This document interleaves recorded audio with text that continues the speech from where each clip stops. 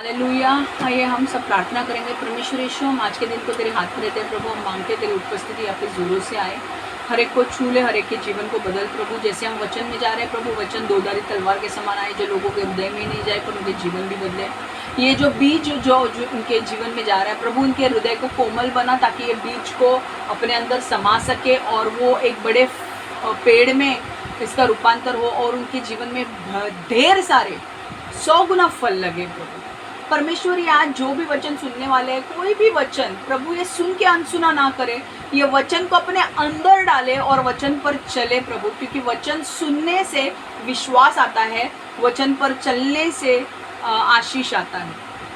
तो परमेश्वर मैं मांगती हूँ कि प्रभु हर एक को ब्लेस कर, आशीर्वादित कर, और जो भी ये वचन सुनने वाला है प्रभु, हर एक को परमेश्वर ज्ञान और बुद्धि से भर, अनुग्रह से भर, बल से भर, और वचन पर चलने के लिए उनको मदद कर प्रभु। आज के सारे वचन को मैं तेरे हाथ में लेती हूँ प्रभु। मेरे मुख के ऊपर तेरा नियंत्रण आने दे पवित्र आत्मा। तू मेरे मुख के द्वारा बोल और मेरे जीव के ऊपर तेरा नियंत्रण होने दे। जो तू चाहता है वही मेरे मुंह से निकलने दे प्रभु। यीशु के नाम से मैं प्रार्थना करती हूँ, आमेन आमेन आमेन। ओके, हमने लास्ट टाइम देखा कि एक शुनेम में, लास्ट टाइम थोड़ा सा स्टोरी क्या है मैं रिपीट कर रही हूँ।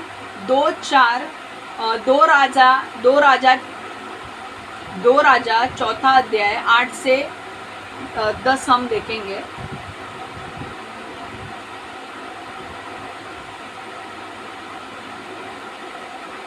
फिर एक दिन की बात है कि एलीशा शुनेम को गया, जहाँ तक एक कुलीन स्त्री थी, और उसने उसे रोटी खाने के लिए विनती करके विवश किया। और जब जब वह उधर से जाता तब वह वहाँ रोटी खाने को उतरता था। तो हमने ये देखा है कि शुनेम में जब भी एलीशा आता था तो वो उस औरत के पास ठहरता था और वहाँ पर खाना खाता था।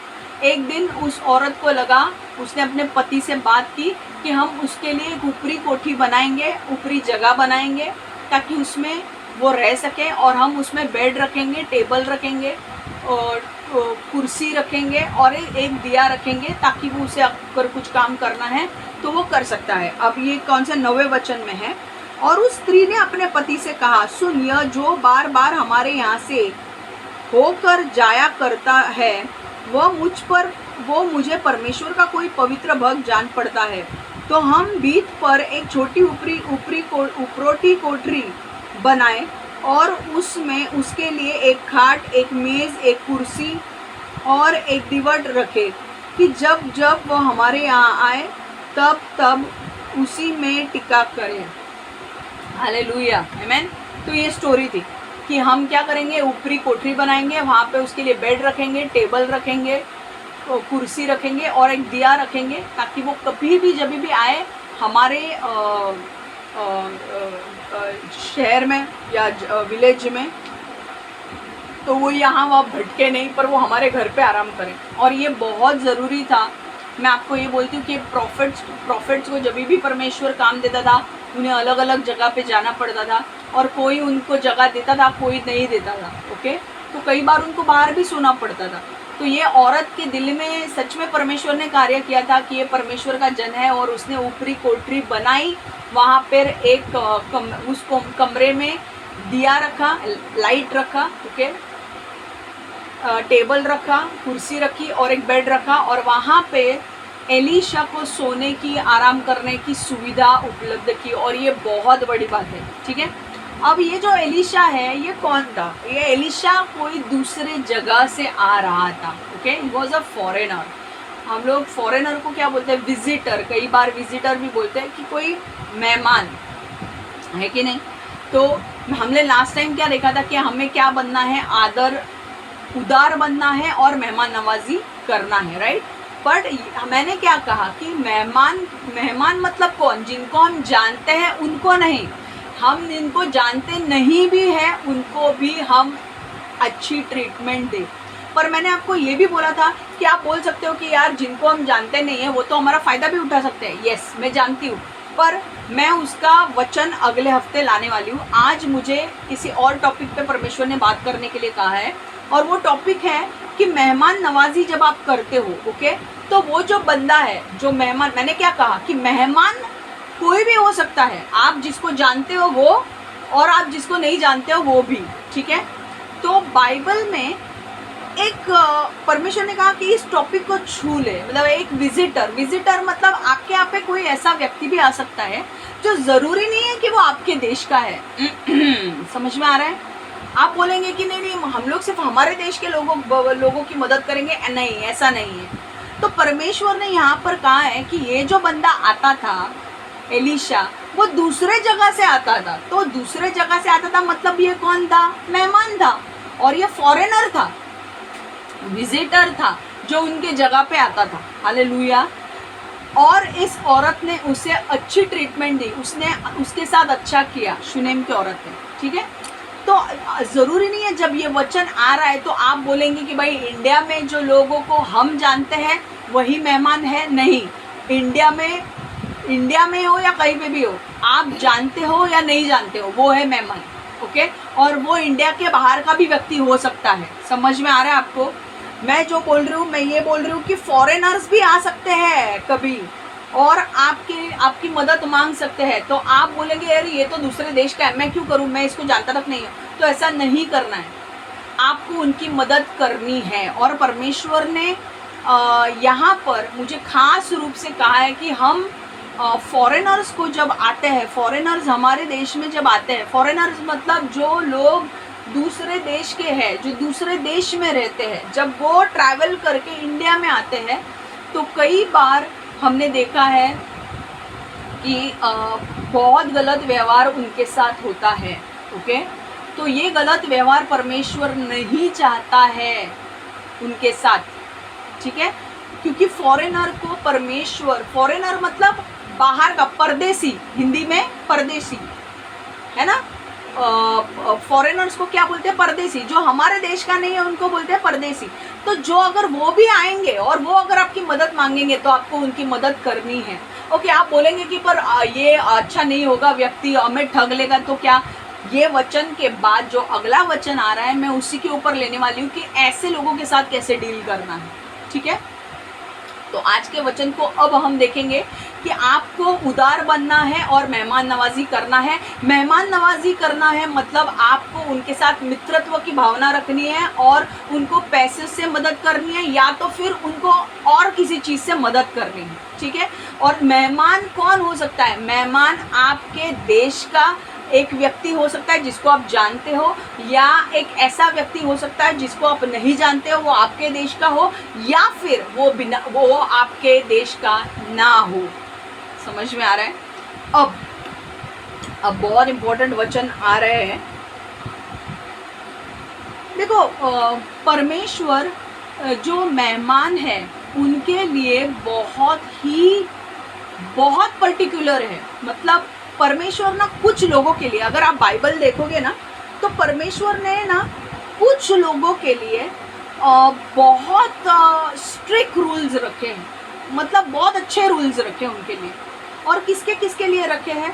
जो एक व्यक्ति फॉरेनर है उसके लिए, ओके, जो परदेसी है उसके लिए। परमेश्वर के बाइबल में फॉरेनर्स के लिए भी अच्छे रूल्स रखे हैं। या तो फिर फादरलेस, मतलब एक बच्चा है जिसको माता पिता नहीं है या माता है पिता नहीं है, उनके लिए, और विधवाओं के लिए बहुत स्ट्रिक्ट रूल्स रखे हैं। और परमेश्वर बार बार बोलता है कि अगर कोई विधवा है तो उसकी मदद करो। अगर कोई फादरलेस है मतलब किसी का बाप नहीं है, ओके, सिर्फ माँ है, बाप नहीं है, या फिर माँ बाप नहीं है, तो उसका भी ख्याल रखो। ऐसे लोगों को न्याय देने में ये मत करो।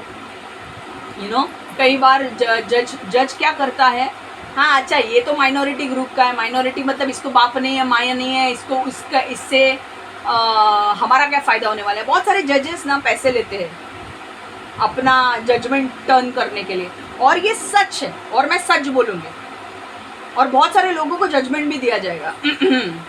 बट अब परमेश्वर आपसे कह रहा है कि पैसे लेके जज मत करो।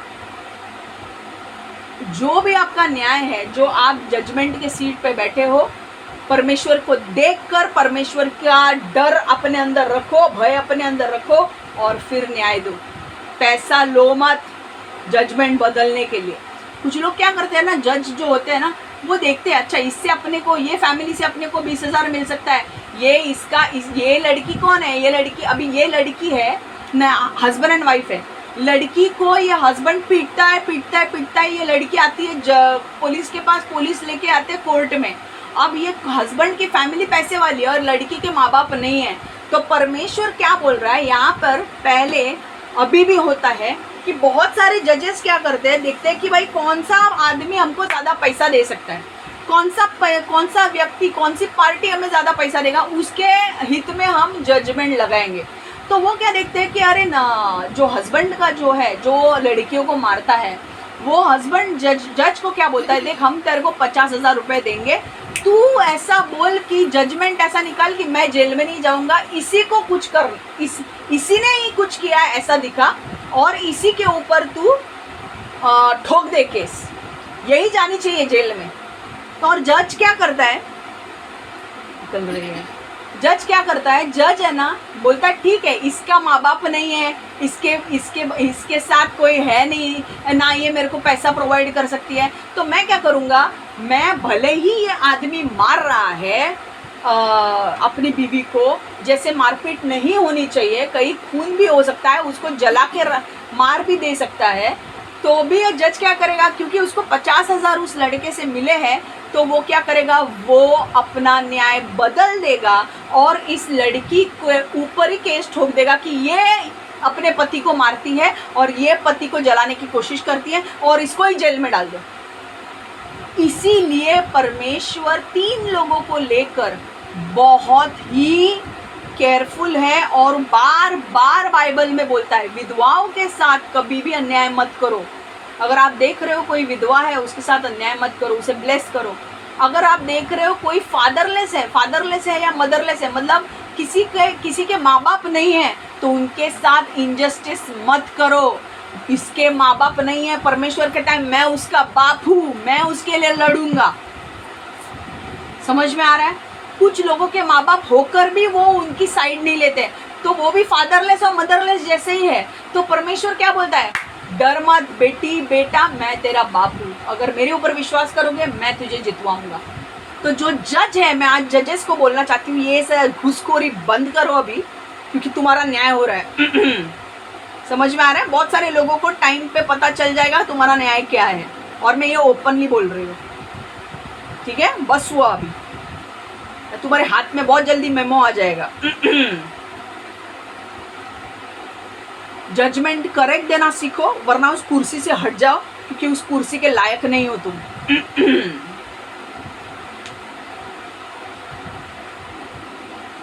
और परमेश्वर और एक व्यक्ति के बारे में, मैंने कहा विधवाओं के बारे में, क्योंकि आज हम वचन में ये 3 लोगों के नाम बार बार सुनने वाले हैं।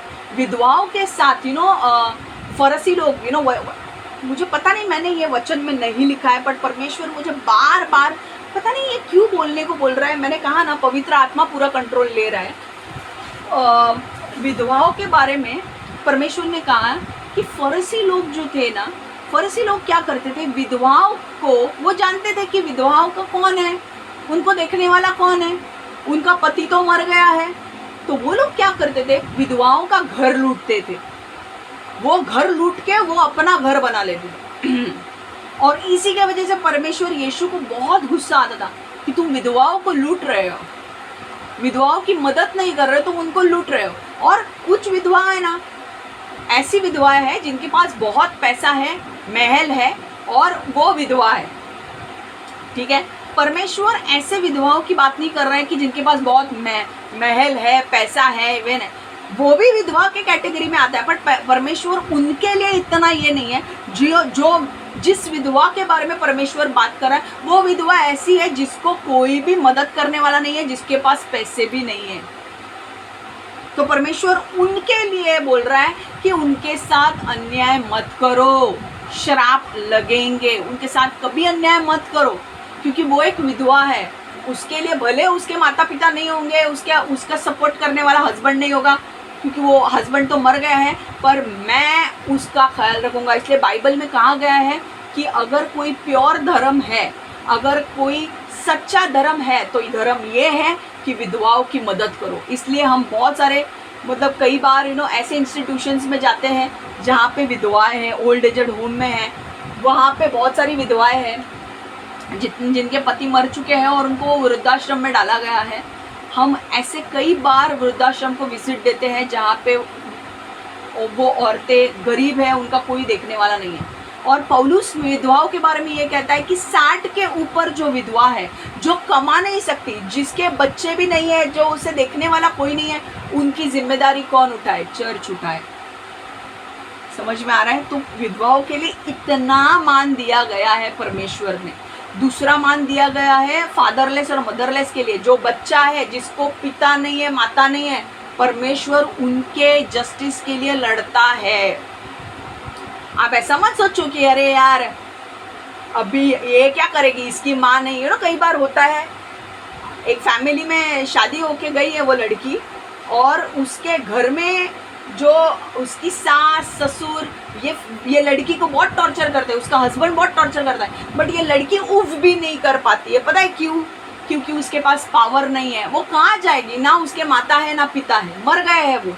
और कई बार तो जिंदा होके भी अपने बच्ची को वापस घर में नहीं लेते हैं वो लोग, क्योंकि जमाना क्या कहेगा, जमाना क्या कहेगा, लोग क्या कहेंगे, उससे डर के वो लोग अपने बेटी का वो लोग अपने बेटी को जला भी रहे तो भी उनको कुछ फर्क नहीं पड़ता है। पर हमने अगर हमारे बेटी को वापस लिया तो लोग क्या कहेंगे? लोग नहीं आते हैं भाई खाना पीना खिलाने के लिए, तो लोगों के वैलिडेशंस मत लो। लोग अच्छा करोगे तो भी बोलेंगे, बुरा करेंगे तो भी बोलोगे, तो लोगों के ऊपर मत जाओ।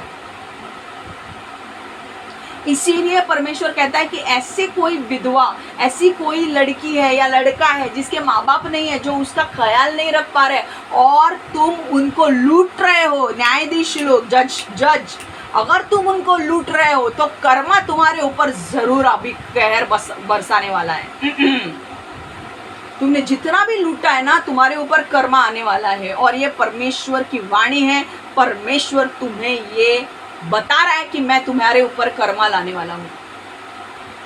तीसरी चीज जो आज हम डिस्कस करने वाले हैं, जो परमेश्वर को चाहिए कि ये इनके साथ भी कोई गलत नहीं होना चाहिए, वो लोग हैं फॉरेनर्स। फॉरेनर्स मतलब परदेशी, जो दूसरे देश से हमारे देश में आते हैं। वो हमारे देश में आते हैं कोई मजबूरी की वजह से या किसी कारण के वजह से विजिट करने के लिए आते हैं। कोई लोग ऐसे ही आ जाते हैं, इनको अपने देश में काम करना इसलिए आते हैं। कुछ लोग विजिट करने के लिए आते हैं टूरिस्ट वीज़ा पे, कुछ लोग थोड़ी दिन के लिए रहने आते हैं। बट परमेश्वर कह रहा है इन लोगों के साथ भी कुछ भी गलत मत करो। जस्ट बिकॉज वो दूसरे परदेशी है, वो तुम्हारे देश के नहीं है, इसका मतलब ये नहीं है कि तुम उनके साथ कैसे भी व्यवहार करो।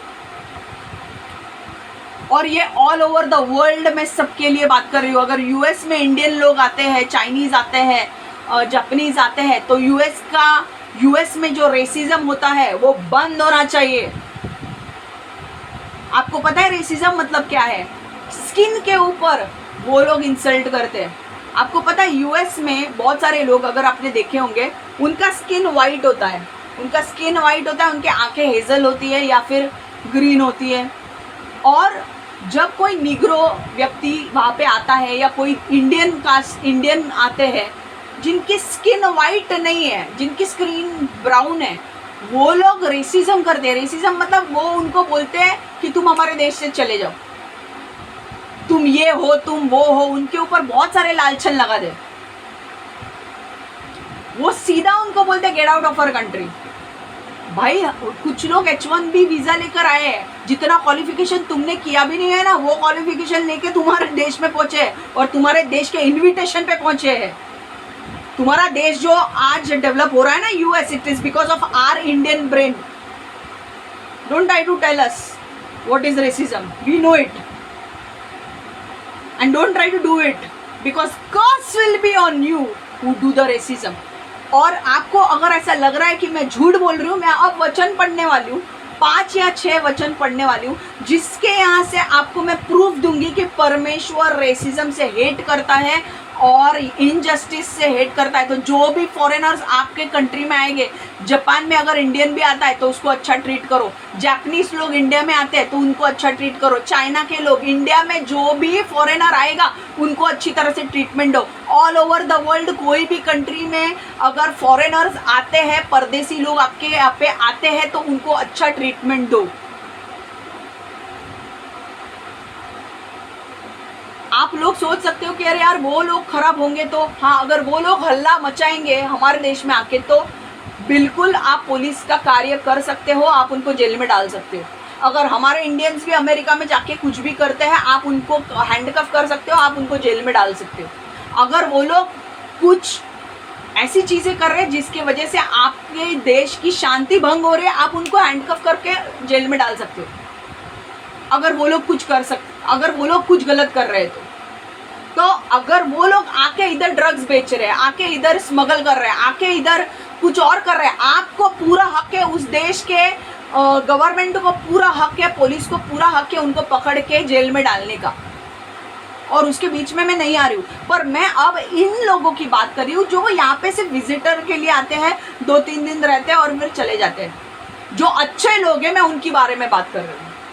तो अब जो वचन आने वाला है, अब ये वचन बहुत ध्यान से देखो, क्योंकि परमेश्वर ने कुछ चीज़ें देखी है और परमेश्वर चाहता है कि आप परदेसी लोगों के साथ अच्छा डील करो। और वचन हम एक एक देखते जाएंगे। ड्यूट्रोनॉमी, व्यवस्था विवरण 24:18-22।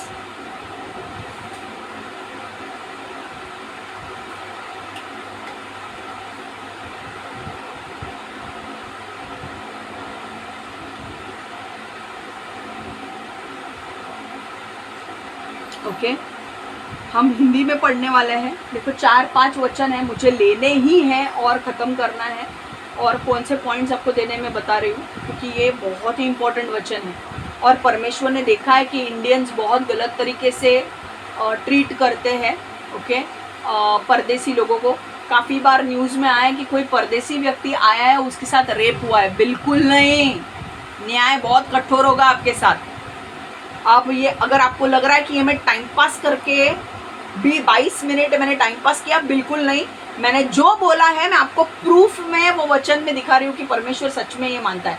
क्यों ये कह रहा है? देखो, परमेश्वर की एक सोच थी कि इजरायली लोग जो थे वो मिस्र देश में फॉरेनर्स थे, परदेसी थे, ओके। और जब वो रोने लगे क्योंकि मिस्र देश के लोग सताने लगे इजरायली लोगों को, तो ये लोग रोने लगे, परमेश्वर हमें यहाँ से निकाल, परमेश्वर हमें यहाँ से निकाल। और इसीलिए परमेश्वर ने मूसा को भेजा और उन लोगों को बाहर लेकर आया मूसा। और मूसा मरने के बाद यहोशू ने उनको कनान देश में सेटल किया। उनके ऊपर कोई जाति करने वाला नहीं था। समझ में आ रहा है? तो इसीलिए परमेश्वर कहता है कि मेरे इजरायली लोगों के ऊपर कोई शासन कर रहा था, तो मुझे बुरा लगा और मैंने इजरायली लोगों को बाहर निकाला। ऐसे ही मुझे बाकी के परदेसी लोगों के लिए भी लगता है, जब वो तुम्हारे देश में आते हैं और उनके साथ गलत अत्याचार होता है। वो भी मेरे बच्चे हैं, वो भी भले ही वो मुझे नहीं जानते हैं, पर वो मेरे बच्चे हैं और वो मुझे पसंद नहीं है। तो परदेसी लोगों के साथ गलत व्यवहार मत करो। Don't do anything wrong with foreigners. Yes, if they are trying to trouble you, if they are messing with your nation's peace, oh please handcuff them and put them in jail. But otherwise if they are good people, don't trouble them. और इसके proof मैं अभी दे रही हूँ। कुछ लोग बोलेंगे अरे डंकी रूट मार के आते हैं। आपको पता है डंकी रूट क्या है? ओके, लेट मी, ओके, संध्याताई मला आठवण करा डंकी रूट काय त्याचं हे बोलायला, पण मला पहिले वचन घेऊ दे, ठीक है? चलो, ड्यूट्रोनॉमी मतलब व्यवस्था विवरण 24:18-22 हम पढ़ेंगे। और इसको स्मरण रखना कि तू मिस्र में दास था और तेरा परमेश्वर यहोवा तुझे वहां से छुड़ा लाया। इस कारण मैं तुझे यह आज्ञा देता हूँ, जब तू अपने पक्के खेत को काटे और एक पुला खेत में भूल से छूट जाए तो उसे लेने को फिर ना लौट जाना। वो परदेसी, अनाथ और विधवा के लिए पड़ा रहे, इसलिए कि परमेश्वर यहोवा तेरे सभी कामों में तुझको आशीष दे। जब तू अपने जलपाई के वृक्ष को झाड़े तब डालिया को दूसरी बार ना झाड़ना, वो परदेसी, अनाथ और विधवा के लिए रह जाए।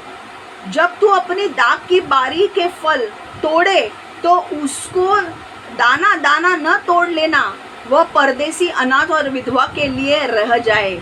और इसको स्मरण रखना कि तू मिस्र देश में दास था, इस कारण मैं तुझे ये आज्ञा देता हूँ। तो इजरायली लोगों को क्या बोल रहा है वो परमेश्वर, कि इजरायली लोगों ये ध्यान में रखो कि एक दिन मिस्र में तुम दास थे, वहाँ पे तुम नौकर थे और तुम्हारे ऊपर जुल्म किया गया, पर मूसा ने आकर तुम्हें बाहर निकाला। मैंने मूसा को भेजा, मूसा ने बाहर निकाला और यहोशू ने तुम्हें कनान देश में पहुंचाया।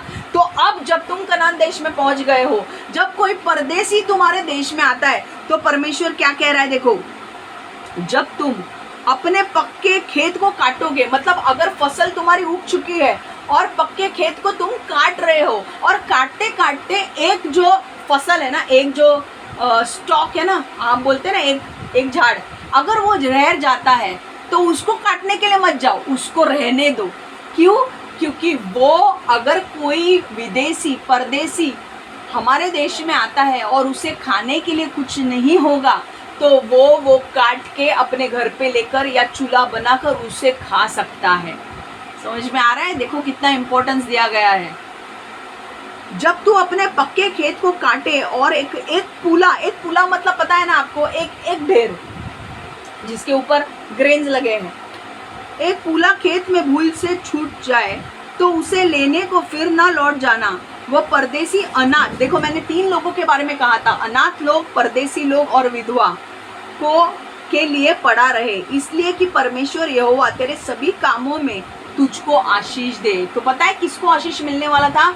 जो खेती करता है ना, उसको बोला गया था कि एक पुला अगर रह जाता है ना गलती से, तो उसे काटने मत जाओ। कोई विदेशी है या कोई अनाथ है या कोई विधवा है, उस टाइम पे ऐसा रूल था कि वो लोग आ सकते हैं खेत में, और अगर कोई पुला रह गया है तो उसको काट के अपने घर पे लेकर उसके दाने निकाल कर खाना बना सकते हैं, ठीक है, ताकि कोई भूखा ना रहे। तो ये परमेश्वर का रूल था। जब तू अपने जलपाई के वृक्ष को झाड़े, तब डालिया की दूसरी बार ना झाड़ना। देखो कई बार क्या होता है, हम एक वृक्ष से हम झाड़ते हैं, कई बार क्या होता है, दाने बीज ऐसे निकलते नहीं है तो उनको ऐसे झाड़ना पड़ता है। तो परमेश्वर बोलता है तू एक बार ही झाड़ उसको, दूसरी बार मत झाड़, क्योंकि एक बार ऐसे झाड़ने से जो बीज नीचे गिरेंगे वो तू उठा, दूसरी बार झाड़ने मत जा। इसका मतलब क्या है? थोड़े बीज झाड़े के ऊपर रहेंगे। इसका क्या उपयोग होगा? अगर कोई विदेशी है या विधवा है या अनाथ है, तो वो आके वो बीज लेकर जाएगा घर पे या चूल्हे पे खाना बना सकता है। जब अपनी तू दाख की बारी के फल तोड़े तो उसको दाना दाना न तोड़ लेना, पर परदेसी, अनाथ और विधवा के लिए रह जाए। कई बार परमेश्वर बोलता है कि जब तेरे पेड़ में फल लगेंगे ना, तो सारे फल मत तोड़ना, कुछ फल छोड़ देना, कुछ फल छोड़ देना, ताकि कोई अगर विदेशी है, परदेसी है, अनाथ है, विधवा है, तो वो आके वो फल तोड़ के खा सकते हैं। समझ में आ रहा है? इतने लेवल पे स्ट्रिक्टनेस था। और वो क्यों कर रहा था परमेश्वर? क्योंकि परमेश्वर जानता था फॉरेनर होना क्या है, और फॉरेनर्स के साथ, क्योंकि मिस्र देश इजराइल के साथ अच्छा नहीं व्यवहार कर रहा था, इसलिए परमेश्वर ने न्याय लाया था और परमेश्वर ने इजराइलियों को निकाला था। तो इजराइल को ये भी वैल्यू रखनी थी कि भाई हम कभी फॉरेनर्स थे दूसरे देश में, आज हमें हमारा देश मिल गया, तो जब फॉरेनर्स हमारे कंट्री में आएंगे हम उनके साथ गलत व्यवहार नहीं करेंगे। इसलिए परमेश्वर ने बोला था जब पेड़ में फल लगेंगे ना, सारे फल मत निकालो, थोड़े फल रहने दो। कोई गरीब, अनाथ, कोई विधवा, कोई विदेशी औरत आके वो फल तोड़ सकती है।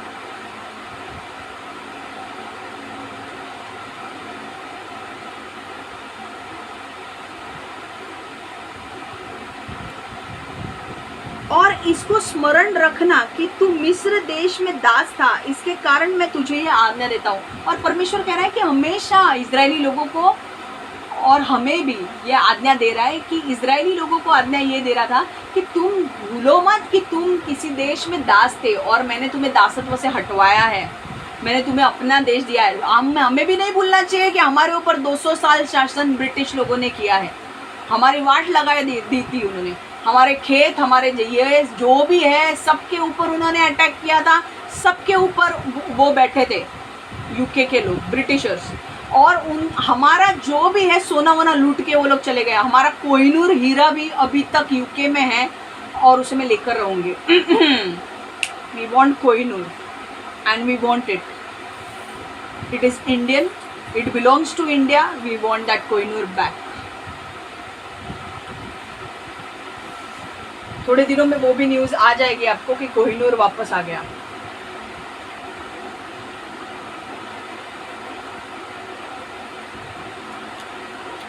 कि ये लोग ब्रिटिशर्स लोगों ने हमारे ऊपर भी बहुत जुल्म किया।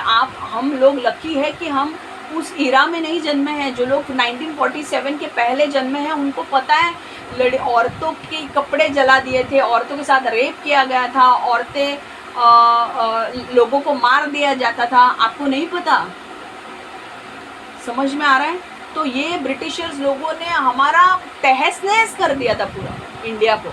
बट कहीं ना कहीं परमेश्वर का, कहीं ना कहीं मैं बोल रही हूँ ना, परमेश्वर की दया इंडिया के ऊपर हुई और ब्रिटिशर्स को भगा दिया कि बोला कि चलो निकलो, अभी टाइम ख़त्म हुआ। And Britishers were gone. 1947 में हमें इंडिपेंडेंस मिल गया, राइट। और 26 जनवरी को कॉन्स्टिट्यूशन आया या पर 15 अगस्त 1947 को हमें फ्रीडम मिल गया। ओके, ब्रिटिशर्स सारे लंदन चले गए। कुछ लोग एंग्लो इंडियन जो लोग हैं उनको अभी भी यहाँ पे रहते हैं, but they are okay people, वो हमें तंग नहीं करते, दे अबाइड बाय रूल्स, ठीक है। तो आपको फॉरेनर्स के साथ, बाइबल यही कह रहा है कि फॉरेनर लोगों के साथ, विधवा के साथ, अनाथ लोगों के साथ कभी भी इनजस्टिस नहीं करना है, अन्याय नहीं करना है। स्पेशली अब फॉरेनर्स की बात हो रही है तो विधवा, और ये मैं बोल रही हूँ बट फॉरेनर्स के बारे में बात हो रही है, ठीक है। उनके साथ अन्याय नहीं करना है, अन्याय नहीं करना है। तो आपके देश में अगर कोई लोग आते हैं, अगर वो भूखे हैं, अगर उनके पास पैसे नहीं हैं, आप फ्री में उनको दे दो खाना, ठीक है। 1 दिन दे दो, 2 दिन दे दो, तीसरे दिन वो लोग, उनको कुछ राइट गाइडेंस दो कि क्या कर सकते हैं वो, ठीक है। एंड उनको, अगर वो लोग बोल रहे कि हमारे पास पैसे नहीं है फॉरेन जा हमारे घर लौटने के लिए, आप उनके लिए टिकट बाय करके दे सकते हो, ओके। पता नहीं मैंने ये क्यों कहा, अगर मुझे नहीं पता आपके यहाँ पे इंडिया में या कोई फॉरेन में अगर कोई लोग फंसे हैं और उनके पास टिकट के लिए भी पैसे नहीं हैं, तो आप उनका टिकट खरीद के दो और उनको भेजो। एक न्यूज़ आई थी यूट्यूब पे, मैंने देखा था, एक औरत थी, इंडियन थी, वो रास्ते पे भीख मांग रही थी और एक आदमी इंडियन था, उसने देखा, वो अमेरिका में थी वो औरत, और अमेरिका में भीख मांग रही थी। वो इंडिया में, इंडिया वाले ने, एक इंडियन था, उसने देखा, उसने बोला मैडम आपको क्या हुआ है, तो उससे ना कुछ प्रॉब्लम हुआ था, mentally she was affected, and इसके वजह से वो रोड पे आ गई थी। और वो देखो, कोई यूएस में ऐसा नहीं जा सकता, वो डंकी रूट से नहीं गई थी वो औरत, वो क्वालिफिकेशन से गई थी, तो प्रोबेबली उसके पास H1B वीज़ा हो सकता है या विजिटर वीज़ा हो सकता है, बट कुछ तो हुआ था उसको। ये आदमी ने कांटेक्ट किया बहुत सारे लोगों को, उसके फैमिली को कांटेक्ट किया फ़ोन नंबर लेके, और उसकी फैमिली आई और वो फैमिली ने फिर उसको वापस लेकर गए अपने इंडिया, घर में लेकर आए, वरना वो वैसे ही पड़ी रही थी, उसको कोई देख भी नहीं रहा था। अगर आपके देश में ऐसे कोई फॉरेनर्स है जो आपको लग रहा है कि यार वो फंस चुके हैं, उनके पास, झूठ मत बोलना, अगर सच है तो ही, मैं डिसर्नमेंट के ऊपर लेने वाली हूँ। अगर सच लोग हैं कि उनके पास सच में उनको वापस जाना है बट उनके पास पैसे नहीं है, आप उनका टिकट खरीद के दो और उनको वापस भेज दो अपने घर में, अपने देश में, ठीक है। अब ये मैं इंग्लिश में, और ये वचन थोड़ा बड़ा हो सकता है बट कोई बात नहीं, मुझे परमेश्वर ने कहा है, मैं लेने वाली हूँ। घेते मराठीमध्ये घेते।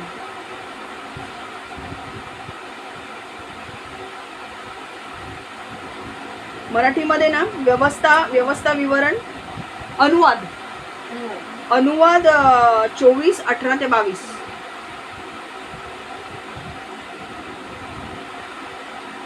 अनुवाद उघडा।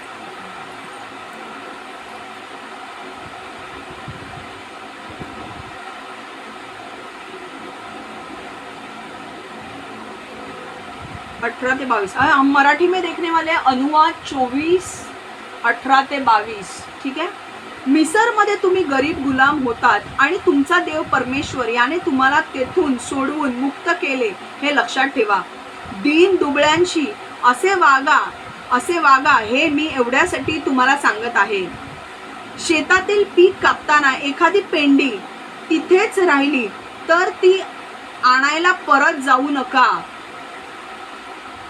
अनाथ उपरे विधवा यांच्यासाठी ती राहू द्या. त्यांनी थोडे धान्य मिळाले तर तुम्हाला तुमच्या प्रत्येक कार्यात तुमचा देव परमेश्वर याचा आशीर्वाद मिळेल. ये क्या करते थे इजराइल लोग जो थे ना, वो लोग जानबूझ के कभी कभी खेतों में खेत ऐसे ही छोड़ देते थे, काटते नहीं थे, ताकि कोई फॉरेनर अगर आता है, कोई परदेसी अगर आता है या विधवा आती है या कोई अनाथ आता है, वो काट के लेकर जाते थे. तो परमेश्वर ने कहा था कि किसी को अगर तुमने ऐसे ही रखे और कोई आके ये काट के लेकर जाए और खाना पकाए, इसके बदले में तुम्हें बहुत आशीर्वाद मिलेंगे. त्याचे थोडे धान्य मिळाले तर तुम्हाला तुमचे प्रत्येक कार्यात तुमचा देव परमेश्वर याचे आशीर्वाद मिळेल. जैतून वृक्षांची फळांसाठी झाडणी कराल तेव्हा डहाळ्यांमध्ये कुठे फळे राहिली आहेत का हे पुन्हा पुन्हा तपासू नका. है ना. जब फल झाड़ को आप हिलाते हो और फल नीचे गिरते हैं तो एक बार जो गिरते हैं वो आप पकड़ लो, ले लो. बाद में कहीं देखने मत जाओ कि और कहीं फल रह गए. वो फल रहने दो गरीब लोगों के लिए, परदेसी लोगों के लिए, विधवा लोगों के लिए. हाँ. तो जैतून वृक्षांची फळांसाठी झाडणी कराल तेव्हा डहाळ्यांमध्ये कुठे फळे राहिली आहेत का हे पुन्हा परत तपासू नका. उरलेली फळे अनाथ, परिकीय, विधवा यांच्यासाठी राहू दे. परिकीय मतलब फॉरेनर्स. द्राक्षमळ्यातून द्राक्षे खुडताना उरली सुरलेली द्राक्षेही त्यांच्यासाठीच राहू द्या. द्राक्षमळा है ना, ग्रेप वाइन. ओके. ग्रेप के जो ये होते ग्रेप वाइन्स लगते हैं ना, तो वो वहाँ पे उस टाइम पे क्या होते थे, वो द्राक्ष चुनते थे और अपने इसमें डालते थे. तो वो कहते हैं कि द्राक्ष मतलब ग्रेप्स जब चुनते थे ना, द्राक्ष को लेते थे, ग्रेप्स लेते थे, तो कहते थे कि सारे ग्रेप्स मत लो, थोड़े ग्रेप्स रहने दो, ताकि वो परदेसी, अनाथ या विधवा लोग आके उसमें से खाए. तुम्हीही मिसरमध्ये गरीब गुलाम होता म्हणून मी तुम्हाला हे करायला सांगत आहे. त्याची आठवण ठेवा आणि गरिबांसाठी एवढे करा. तुम लोग मिस्र में कौन थे? गुलाम थे. ये भूलो मत. उसका याद रखना कि वो लोगों ने तुम्हें कैसे ट्रीट किया है, पर तुम्हें परदेसी लोगों को वैसे ट्रीटमेंट नहीं देनी है. And I am all over the world. मैं लोगों से बात कर रही हूँ and I am telling them to the prime ministers also and the people also from all over the world, treat foreigners rightly. Foreigners को, परदेसी लोगों को अच्छा ट्रीटमेंट दो. ओके. हम एक और एक वचन देखेंगे, ड्यूट्रोनॉमी अनुवाद. ओके सॉरी, इंग्लिश में नहीं पढ़ा है.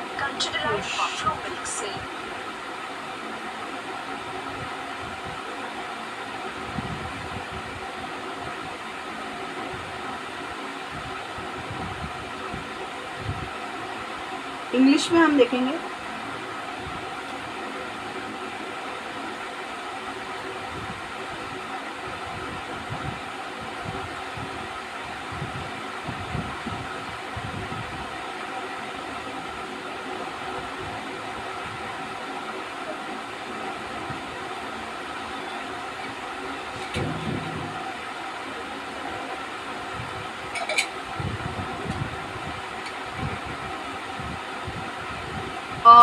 इंग्लिश में ड्यूट्रोनॉमी 24:18-22. Remember that you were slaves in Egypt, and the Lord your God redeemed you from there. This is why I command you to do this. When you are harvesting in your field and you overlook a sheaf, do not go back to get it. Leave it for the foreigner, the fatherless, and the widow, so that the Lord your God may bless you in all the work of your hands. Okay. तो जब तुम दूसरे लोगों के लिए छोड़ दोगे, परमेश्वर आपके कामों के हाथों के कामों को आशीर्वादित करेगा। When you beat the olives from your trees, do not go over their branches second time. Leave what remains to the foreigner, fatherless and widow. Okay? जब आप ऑलिव्स निकालते हो और उसे थ्रेश करते हो, वापस देखने मत जाओ कि कितने ऑलिव्स अभी पेड़ पे है। वो गरीबों के लिए छोड़ दो, अनाथ लोगों के लिए छोड़ दो, फॉरेनर्स के लिए छोड़ दो। When you harvest the grapes in your vineyard, do not go over the vines again. Leave what remains to the foreigner, the fatherless and widow. जब आप ग्रेप्स को भी निकालते हो, द्राक्षांना काढता, है ना, अंजीर ना, काय म्हणतो आपण ग्रेप्स ना, अंजीर, हिंदी मध्ये अंगूर। तो क्या बोल रहा है परमेश्वर, सारे अंगूर मत निकालो, थोड़े अंगूर रहने दो। वो अंगूर फादरलेस, फॉरेनर्स और विडो ये ले लेंगे। Okay, when you harvest the grapes in your vineyard, do not go over the vines again. Leave what remains for the foreigner, the fatherless and the widow. Remember that you were slaves in Egypt. That is why I command you to do this. अभी यहाँ पे आपके अभी के खेती में अगर आप ऐसा करते हो, अगर आपको ऐसा लग रहा है कि नहीं, आपकी खेती में अगर आप 2-4 ये छोड़ देते हो, आपको अगर परमेश्वर बोल रहा है ये करने के लिए, आप ज़रूर करो। कोई गरीब आके वो खेती का निकाल के लेकर जाएगा। आपको ऐसा लग रहा है तो आप ये कर सकते हो। अगर आपको ऐसा लग रहा है कि भाई एक फॉरेनर आ गया है और उसका बैग वैग, कई बार आपने देखा होगा ना, कोई फॉरेनर्स आते हैं, परदेसी आते हैं, उनकी बैग चोरी हो जाती है, ये चोरी हो जाती है। अगर आप ऐसे कोई किसी व्यक्ति को देखते हो तो आप उसकी मदद करो, उसे खाने पीने के लिए दो। ओके, वो एक तरीका हो सकता है, आप उसको खाने पीने के लिए दो। और उसको अगर वो बोल रहा है कि भाई अभी मेरा कुछ यहाँ पे रह नहीं गया है या मुझे इस एड्रेस पे पहुँचा दो, तो उसको उस एड्रेस पे पहुँचा दो। But be very decent, be very wise कि वो आपको कहाँ पहुँचा रहा है। पता चला किसी टेररिस्ट के घर पे पहुँचा रहा है तो हमें वो डिसेंटमेंट रखना चाहिए। ठीक है, आपको मदद करनी है, आपको होशियार भी रहना है, आपको मदद भी करनी है। अगर वो बोलता है कि प्लीज़ मुझे मदद करो, मुझे खाने पीने के लिए दो, अगर वो फॉरेनर्स की बैग चोरी हो गई, खाने पीने के लिए दो, खाना पीना दो उसे, और फिर बोलो भाई अब तुम देख लो अभी तुम्हें कहाँ जाना है। अगर कोई फॉरेनर है सच में बोल रहा है कि भाई मैं इंडिया में आया हूँ, मेरा सब कुछ चोरी हो चुका है और अब मेरे पास सच में पैसे नहीं हैं, वापस जाने के भी पैसे नहीं हैं, अगर आपसे हो सकता है आप लोग पुलिस को इन्फॉर्म करो या उनके कॉन्सुलेट जो होते हैं, हर कंट्री का कॉन्सुलेट होता है, ये आपको पता है। हर देश में फॉरेनर्स के लिए उनके एम्बेसीज होते हैं। ओके, उनके यहाँ पे उनके राजदूत होते हैं, उनके एम्बेसी होती है, तो आप उनको उनके एम्बेसी तक लेकर जाओ। वो आप उतना टैक्सी में लेकर उनको उनके एम्बेसी तक लेकर जाओ। मतलब आपको समझ में आ रहा है। अभी यूएस की जो एम्बेसी है वो बीकेसी में है, तो अगर आप यूएस से कोई बंदे को देखते हो उसका पैसा वैसा चोरी हो गया और उसको समझ में नहीं आ रहा है, आप पहला उसको खाने पीने को दो, उसको शांत करो। और उसकी जो एम्बेसी है, ओके, अगर वो ईरान का बंदा है तो ईरान की एम्बेसी कहाँ पे है, वहाँ पे उसको छोड़ दो, वहाँ पे उनके लोग देख लेंगे, वो उनका पैसा भरेंगे फ्लाइट का, उनको डिपोर्ट कर देंगे। यूएस एम्बेसी में लाके छोड़ दो, US embassy will take care of them. US वो कोई फ्लाइट उनकी अरेंज करेंगे और उसमें उनको वापस डिपोर्ट कर देंगे। ठीक है, पर अगर वो ऐसे बोल रहे कि सच में मेरे पास पैसा नहीं है, चोरी हुआ है और ये लोग सच्चे हैं, तो आप उनको खाने पीने के लिए दो, उनको रिलैक्स करो और उनको उनके एम्बेसी तक छोड़ दो। एम्बेसी के बाद एम्बेसी वालों की जिम्मेदारी है, it is your responsibility, the embassy people, your responsibility to take care of your person. You either deport them or you keep them with you. You think about it. I will recommend you to deport them. Okay? तो ये पहला हुआ। दूसरा हम देखेंगे वापस से अनुवाद, ड्यूट्रोनॉमी 27 और अनुवाद हिंदीमध्ये व्यवस्था विवरण, मराठीमध्ये अनुवाद। ड्यूट्रोनॉमी 27 19वां वचन हम देखेंगे।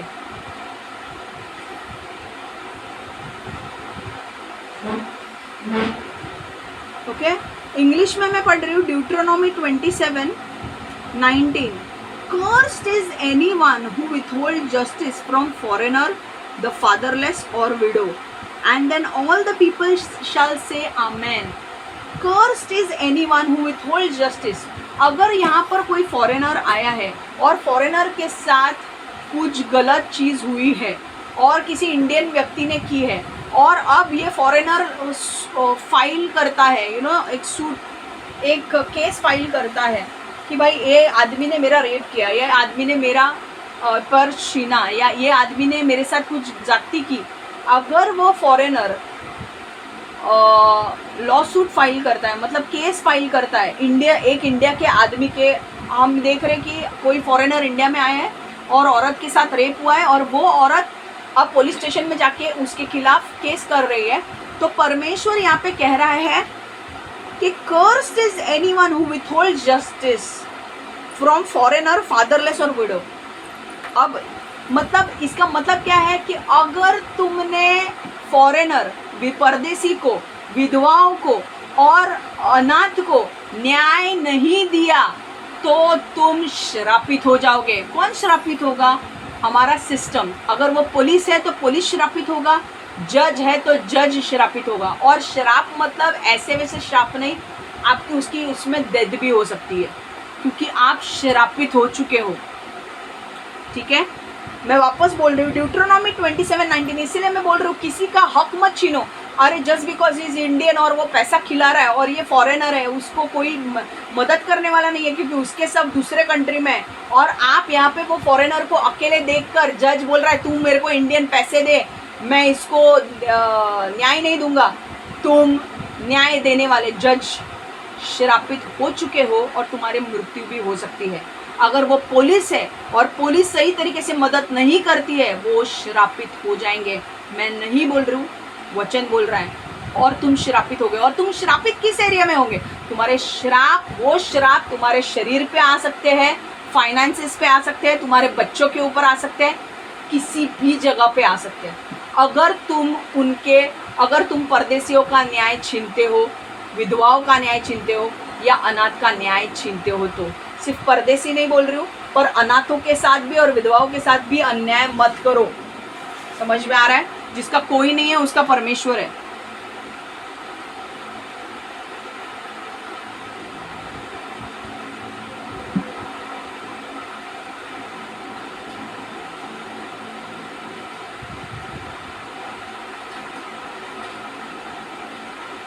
व्यवस्था विवरण 27:19, शापित है वो जो परदेसी, अनाथ व विधवा का न्याय बिगाड़े। तब सब लोग कहे आमेन। मैं वापस बोल रही हूँ, शापित है वो जो परदेसी, अनाथ व विधवा का न्याय बिगाड़े, मतलब उनको न्याय ना दे। तब सब लोग कहे आमेन। मतलब पुलिस अगर है, जज है या मिलिट्री है, अगर आप लोगों ने, अगर कोई व्यक्ति भी है जो फॉरेनर के साथ उसको बोल रहा है हाँ मैं तेरे साथ रहूँगा और उसके साथ रेप कर रहा है और भाग रहा है, तो वो आदमी के ऊपर भी श्राप आने वाले हैं और जज के ऊपर भी श्राप आएंगे, पुलिस के ऊपर भी श्राप आएंगे अगर आपने उस फॉरेनर की मदद नहीं की तो। यूएस में पता है इंडियन शूटर्स, यूएस का दिमाग खराब है। पता है आपको यूएस में क्या रूल है? हर एक को गन दी गई है, वहाँ पे हर फैमिली को गन दी गई है। आप सोचो यहाँ पे अगर हर एक को गन दी गई है, एक बंदे का दिमाग खराब हुआ, कल आके तुम्हारा दरवाज़ा खोल के तुम्हें शूट कर देगा। और ऐसे शूटिंग्स हुए हैं लाइव। मिशिगन शूटिंग जो चर्च के ऊपर अभी हुआ रिसेंटली, वो बंदा आया, चर्च था, चर्च के अंदर जाके उसने ब्लास्ट किया, बमबारी की और शूटिंग किया, बहुत सारे लोग मर गए। और यहाँ पे उनके यहाँ पे बंदूक दी जाती है, रखने को अलाउड है। हमारे यहाँ पे नहीं है ना बंदूक, कोई भी बंदूक रख सकता है क्या? उसके लिए लाइसेंस की जरूरत है। अमेरिका में हर कोई बंदूक रख सकता है। अच्छा, अभी कभी आपका झगड़ा हुआ, उसका दिमाग खराब हो गया, वो तो बंदूक से आपको उड़ा देगा। अमेरिका में गन कल्चर बंद होना चाहिए एंड इट विल हैपन। बहुत सारे लोग आपको देखे हैं, मैंने लास्ट ईयर ये न्यूज़ पढ़ी थी, बहुत सारे इंडियन लोगों को मार दिया गया था। फॉरेनर्स वहाँ पे रेसिज्म बहुत है। वो लोग ना चमड़ी देख के लोगों का न्याय करते हैं। है तू निग्रो है, तू रेसिस है, you are from that country, you are from this country, get out. अरे तुम्हारे कंट्री को चलाने वाले हम है भाई, इंडियन है। तुम्हारे कंट्री के अंदर ब्रेन किधर है? You don't have brain. America doesn't have brain. America take buys brain from India through H1B H1B and that's why Trump is very worried कि अरे हम अगर H1B को भेज देंगे हमारा ब्रेन कम हो जाएगा। And that is true because you don't have brain and we want a brain back. हम H1B लोगों से निवेदन करते हैं कि आप इंडिया में वापस आ जाओ। कुछ लोगों को जिसने परमेश्वर से बात की है, परमेश्वर ने आपसे बात की है, आप लोग प्लीज़ वापस आने की तैयारी करो। और यहाँ पे जो H1B के लिए जाने वाले थे उन लोगों को रोका जा रहा है यहाँ पे। इंडिया को आपकी ज़रूरत है, आप यहाँ पे रुक जाओ। और ये लोग, पता है आपको, एक औरत को, आप विश्वास नहीं करोगे, अमेरिका में ये चीज़ हुई है। मैं जो हुई है वो बोल रही हूँ कि क्या ट्रीटमेंट। एक औरत को, एक लड़की थी, उस लड़की के आई थिंक ऊपर से गाड़ी चली गई या ऐसा कुछ, और वो पता नहीं वो इंस्पेक्टर ने देखा भी फॉरेन के, और वो मर रही है। तो उसको एडमिट करना चाहिए ना हॉस्पिटल में। उसको हॉस्पिटल में एडमिट नहीं किया, ये गाड़ी लेके फरार हो गया। और गाड़ी लेके वो इंडियन औरत को बहुत कुछ गलत सलत बोल रहा था, उसका रिकॉर्डिंग मिला। एंड क्योंकि ये इंडियन है, अमेरिकन नहीं है, इसलिए उसकी मदद नहीं की और वो लड़की मर गई। उसकी लाश इधर आ गई इंडिया में। तो cursed is that man, that policeman who did that. You will be going in hell. Okay? So ऐसे जो लोग हैं जो रेसिज्म कर रहे हैं, be very careful about your racism now. Americans, be very careful because your racism will take you to hell. I'm telling you up front, your racism will take you to hell. You will not be allowed to get salvation. Don't think that you will get away with it. You will be taken to hell. You will be put to death also because of judgment that God will give. इसलिए God बोल रहा है ना, don't do anything injustice. Don't do any injustice with foreigners. श्रापित होंगे, you will be cursed, and you will be cursed in your body, in your finances, in your health, in your relationships, everything that you can think of, you will be cursed. You may see poverty, you may die also and be taken to hell. So get this thing very straight.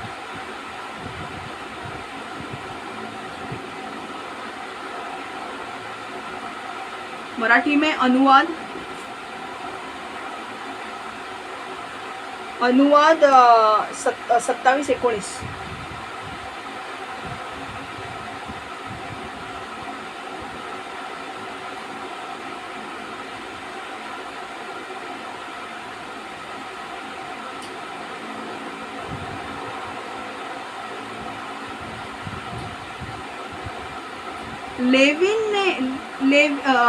अनुवाद 27-19. लेविननी म्हणावे, परकीय अनाथ आणि विधवा यांच्या बाबतीत न्यायीपणाने न वागणारे शापित असो. तेव्हा सर्व लोकांनी आमेन म्हणावे. समझ में आ रहा है? लेविनने म्हणावे, परकीय म्हणजे फॉरेनर्स, अनाथ आणि विधवा यांच्या बाबतीत न्यायीपणाने न वागणारे, ये इनको न्याय न देने वाले लोग, न्यायीपणाने न वागणारे शापित असो. म्हणजे तुमच्यावर श्राप येऊ दे. जे लोक परकीय लोकांना म्हणजे विदेशी लोकांना, अनाथ लोकांना आणि विधवा लोकांना छळतात, त्यांच्यावर श्राप येऊ दे. हा परमेश्वर म्हणतो. आणि परमेश्वर म्हणतो सब लोग कहेंगे आमेन. ऐसा ही होने दो. सो बी वेरी केयरफुल अमेरिका. तुम्हारी जबान तुम्हें नरक ले जाएगी. Be very careful. Get rid of gun culture, get rid of racism, treat everyone nicely.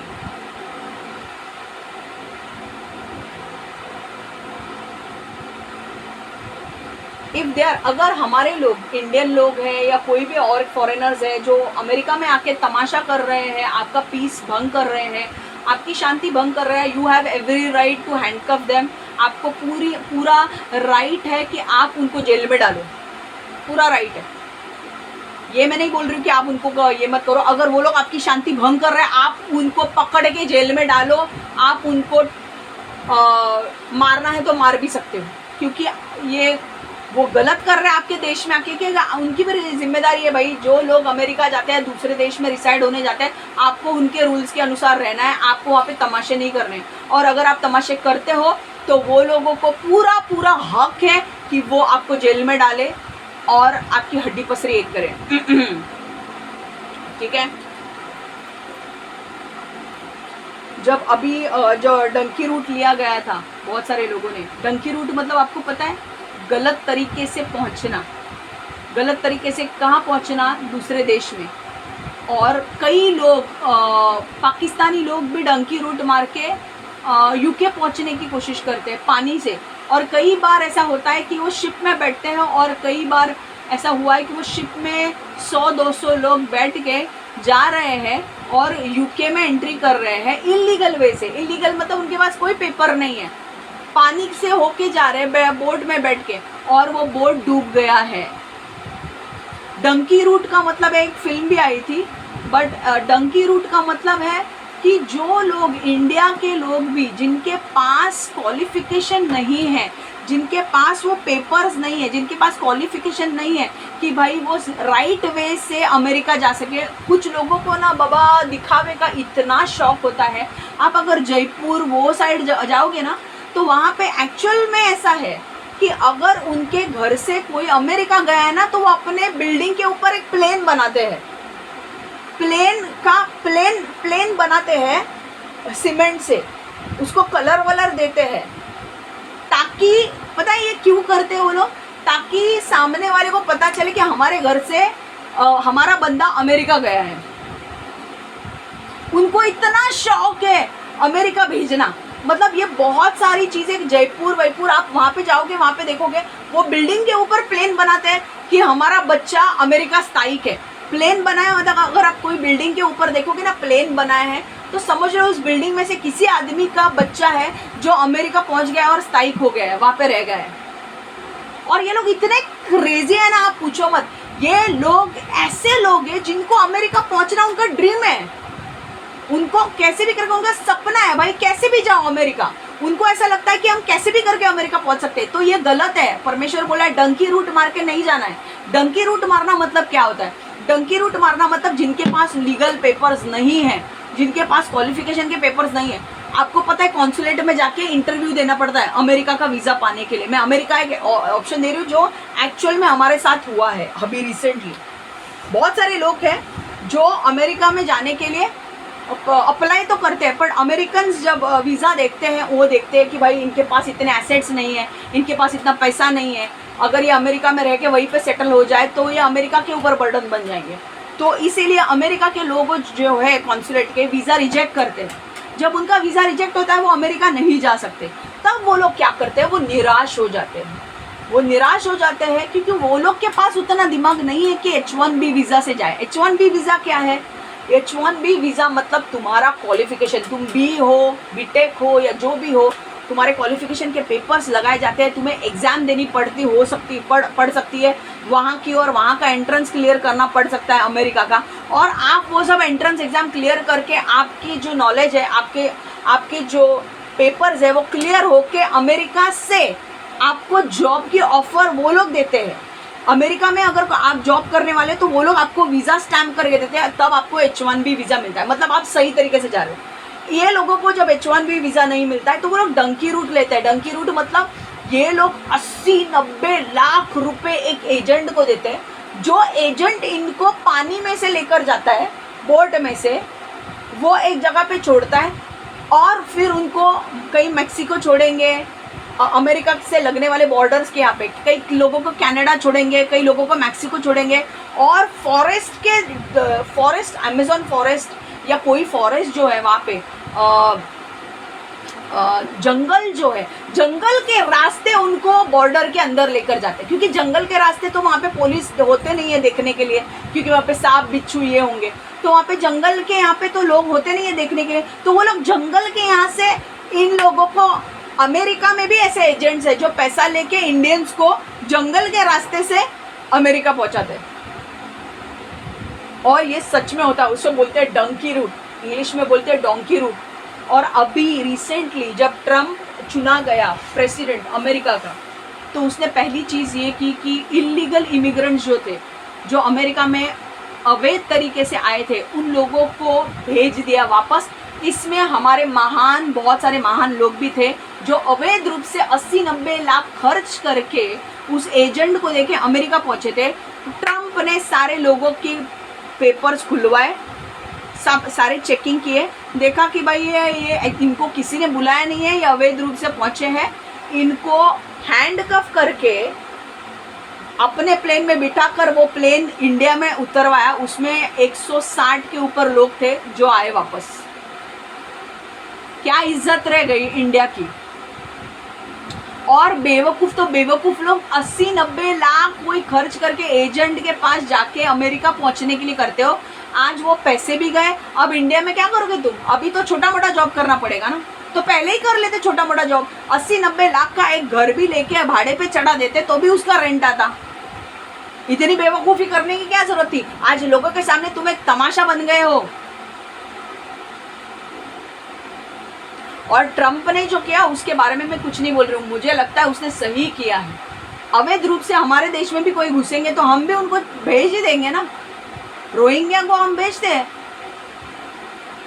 अवैध रूप से मत आओ, लीगल रूप से आ जाओ। अगर रोहिंग्या लोग, मुस्लिम लोग जो आते हैं बांग्लादेश से, क्योंकि वहाँ बांग्लादेश में उनको ट्रीटमेंट अच्छी नहीं मिलती है, वो बांग्लादेश से हमारे देश में घुसने की कोशिश करते हैं। वो लोग ने आधार कार्ड भी बना के रखे, और आधार कार्ड उनको कैसे बनाए? उन्होंने पैसे दे के गवर्नमेंट ने पैसे लिए, करप्शन किया, उनको आधार कार्ड दिया है।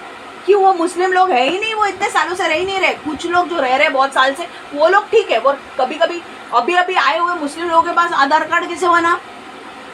आधार कार्ड ऐसे ही किसी का बनता है? समझ में आ रहा है आपको? तो डंकी रूट मारना नहीं है आपको। यहाँ पे 80-90 लाख का घर लो और वो घर भाड़े पे चढ़ाओ, 35-40 हज़ार रेंट आएगा महीने का, उसमें अपना गुजारा करो और एक जॉब पकड़ लो कोई। फालतू के डंकी रूट मारो ना मत। 80-90 लाख अब वापस नहीं आने वाले तुम्हारे। अमेरिका चले, अमेरिका है, जैसे अमेरिका नहीं पहुंचे तो कुछ हो ही जाएगा। मैं भी जाने वाली थी अमेरिका, मैं सोच रही थी 2014 जब मैंने जॉब छोड़ा था तो मैं जाऊँ अमेरिका, बट गॉड ने मुझे मना किया। No no no, you will not go to US, you will be in India. क्यों? मुझे पता नहीं था कि मेरी मिनिस्ट्री चालू होने वाली है इंडिया में। Try to give light in India, you know. तुम्हारा ब्रेन इंडिया में यूज़ करो, फॉरेन में जाके ब्रेन मत यूज़ करो।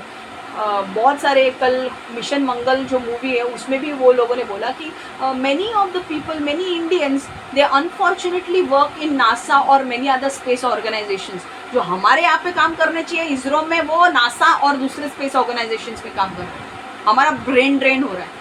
तो आपको अभी समझ में आना चाहिए कि यार बहुत हुआ। मैं पहले समझती थी कि करप्ट गवर्नमेंट थी, पर अब मैं आ रही हूँ, डोंट वरी, सारा अच्छा होने वाला है।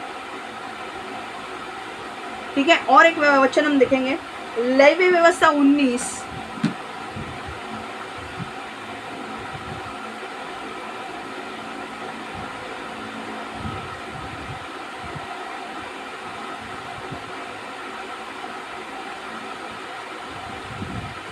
लेव्य व्यवस्था 19, लेव्य 19, 33-34।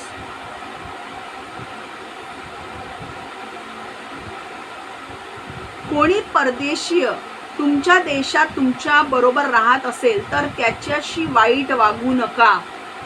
तुमच्या बरोबर राहणाऱ्या परदेशीय माणसाला स्वदेशीय माणसासारखेच माना आणि त्यांच्यावर स्वतःसारखेच प्रीती करा, कारण तुम्हीही एकेकाळी मिश्र देशात परदेशी होता। मी तुमचा देव परमेश्वर आहे। हालेलुया। समझ में आया? हिंदी में पढ़ रही हूँ मैं।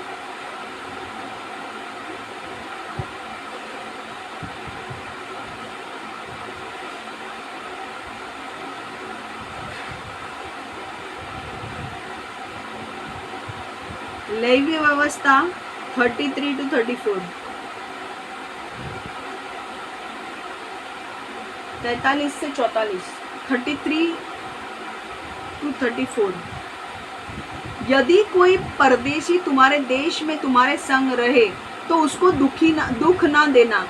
जो परदेशी तुम्हारे संग रहे वह तुम्हारे लिए देशी के समान हो और उससे अपनी ही समान प्रेम रखना, क्योंकि तुम भी मिस्र देश में परदेशी थे।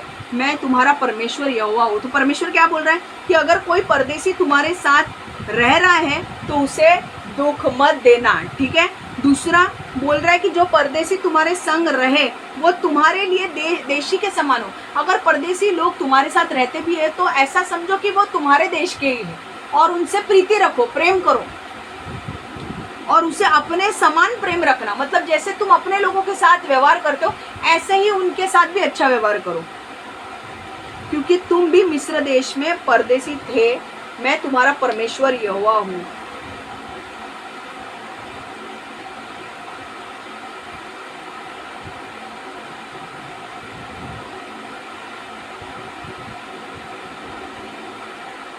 ठीक है, इंग्लिश में पढ़ रही हूँ।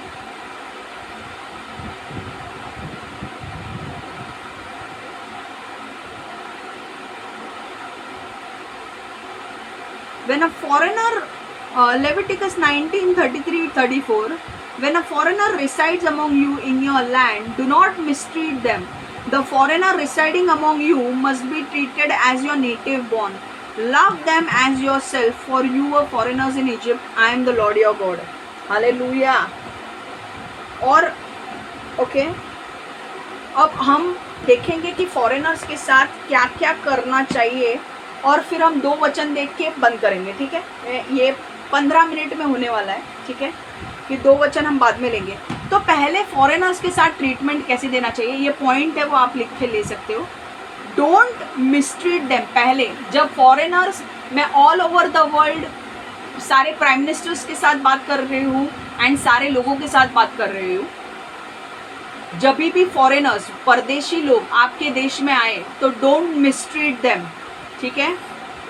बुरा व्यवहार उनके साथ ना करे, वाईट नका वागू त्यांच्याबरोबर, ठीक है।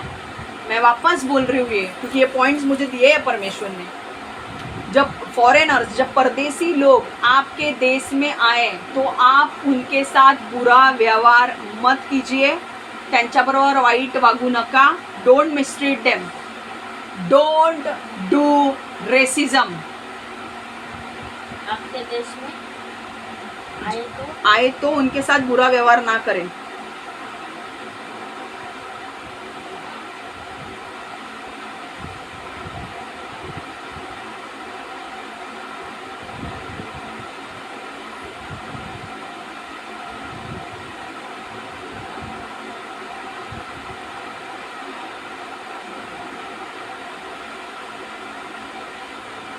डोंट डू रेसिज्म, वंशवाद नका करू।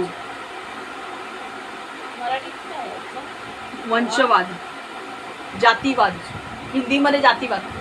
सेकंड पॉइंट है डोंट डू रेसिज्म।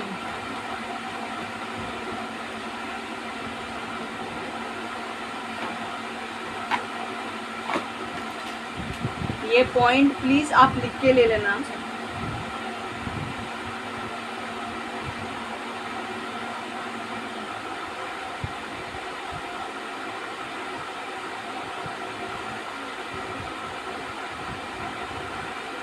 मैं वापस से बोल रही हूँ। सेकेंड पॉइंट है, फर्स्ट है डोंट मिसट्रीट देम, उनके साथ बुरा व्यवहार मत करना, उनके साथ वाईट वागू नका त्यांच्याबरोबर। सेकेंड पॉइंट है डोंट डू रेसिज्म, उनके साथ जातीवाद मत करो, उनके त्यांच्याबरोबर वंशवाद नका करू। समझ में आ रहा है? It is mostly applicable, racism का एप्लीकेबल है अमेरिका के लिए, सिर्फ अमेरिका के लिए नहीं, बहुत सारे देश हैं वहाँ पे रेसिज्म चलता है।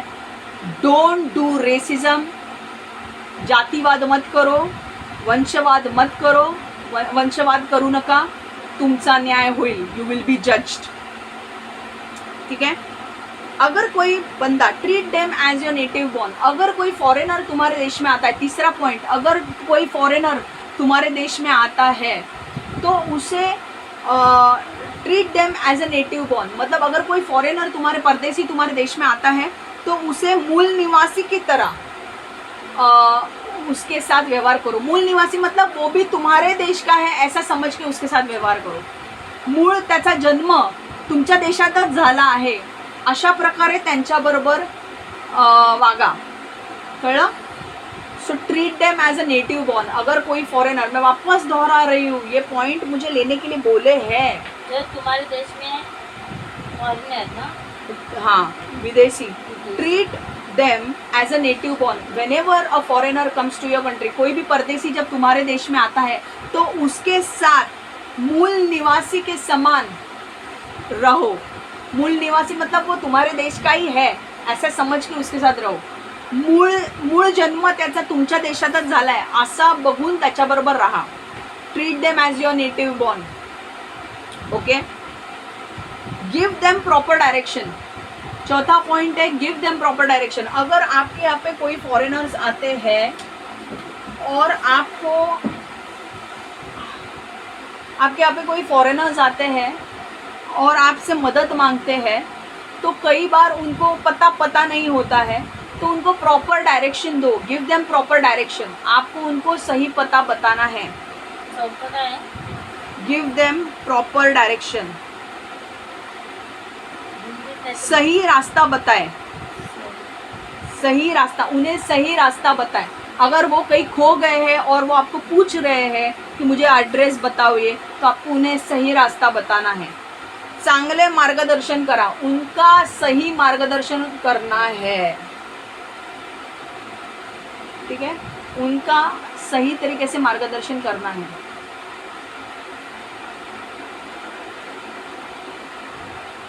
दुसऱ्याचं काय जातीवादचं काय? जातीवाद, treat them as a native one. जातीवाद म्हणजे डोंट डू रेसिझम। जातीवाद करू नका, म्हणजे जातीने त्यांना अमेरिकामध्ये ऐसा होता है कि तुम अगर अलग जात के हो, अगर निग्रो हो, तो इनको निग्रो लोग पता है ना काले होते हैं, तो ये लोग क्या करते हैं, ये फॉरेनर्स वाइट है तो ये लोग क्या करते हैं, उनको सामने बोलते हैं कि ये हमारे देश से निकल जाओ। इंडियन लोग भी जो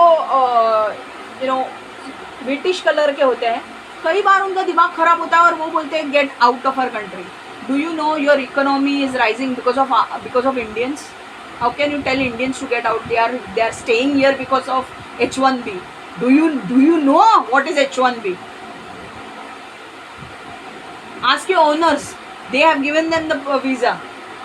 You don't have brains. American people don't have brains. That's why they call Indians there.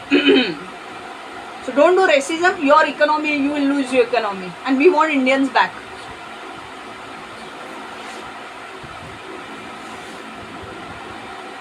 Okay ताई, मी आता फास्ट जाणार आहे तर तुम्ही नंतर लिहा।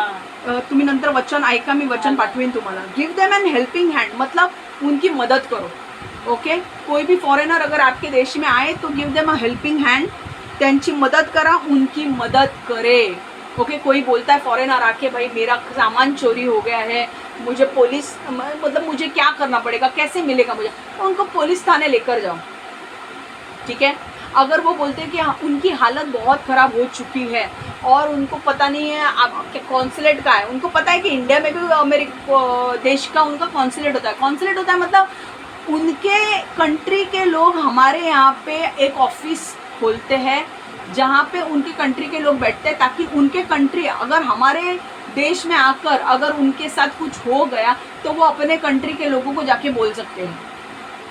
जैसे इंडिया के लोग अमेरिका में जाते हैं, अमेरिका में भी कॉन्सुलेट ओपन है, वैसे ही इंडिया में भी उनके कॉन्सुलेट ओपन है। अगर मुझे कुछ, अभी मैं सपोजिंग इंडिया से अमेरिका जाती हूँ और मेरे को कुछ प्रॉब्लम हो गया, तो मैं इंडियन कॉन्सुलेट में जा सकती हूँ, इंडियन एम्बेसी में जा सकती हूँ और उनसे मदद मांग सकती हूँ। वहाँ पे इंडियन लोग होंगे जो मेरी मदद करेंगे। तो अगर ये लोग आते हैं आपके यहाँ पे देश में और उनके साथ कुछ बुरा हो गया है और वो लोग बोल रहे हैं कि हमें मदद करो, तो एटलीस्ट पुलिस स्टेशन तो लेकर जाओ, या तो फिर उनको खाने पीने के लिए दो ताकि उनका दिमाग शांत हो जाए, उनके पास पैसे नहीं होंगे तो, या फिर उनको उनके कॉन्सुलेट तक उनको पहुंचाओ। एक बार वो अपने कॉन्सुलेट तक पहुंच गए तो फिर उनके लोग उनको देख लेंगे, ठीक है, ओके। कई बार ऐसा हो सकता है कि आपके यहाँ पे जो फॉरेनर्स आते हैं उनकी भाषा अलग हो सकती है, वो क्या बोल रहे हैं आपको नहीं समझ में आ रहा है, तुम वो क्या बोल रहे हो उनको समझ में नहीं आ रहा है, तो ऐसे समय में क्या करें, हम उनके साथ कम्युनिकेट कैसे करें। तो अगर वो इंग्लिश बोलते हैं और आपको इंग्लिश नहीं आता है तो आप किसी ऐसे व्यक्ति के साथ उसे मिला दो जो इंग्लिश में बात करता है, ठीक है, okay. Take them to a person who understand and speaks English well so that they can communicate. और एल्स अगर आपके पास सपोजिंग अभी एक नई टेक्नोलॉजी आई है, अगर आपके पास आपको अगर इंग्लिश नहीं आता है, उनकी स्पेनिश नहीं आता है, सपोज वो स्पेनिश में बात कर रहे हो और आपको नहीं समझ में आ रहा है कौन से लैंग्वेज में बात कर रहे हैं, बट वो लोग हड़बड़ा गए, आप क्या करो, गूगल ट्रांसलेट करो, ऐप है, गूगल पे जाओ, गूगल ट्रांसलेट टाइप करो, गूगल ट्रांसलेट पे आपके पास गूगल ट्रांसलेट ओपन हो जाएगा।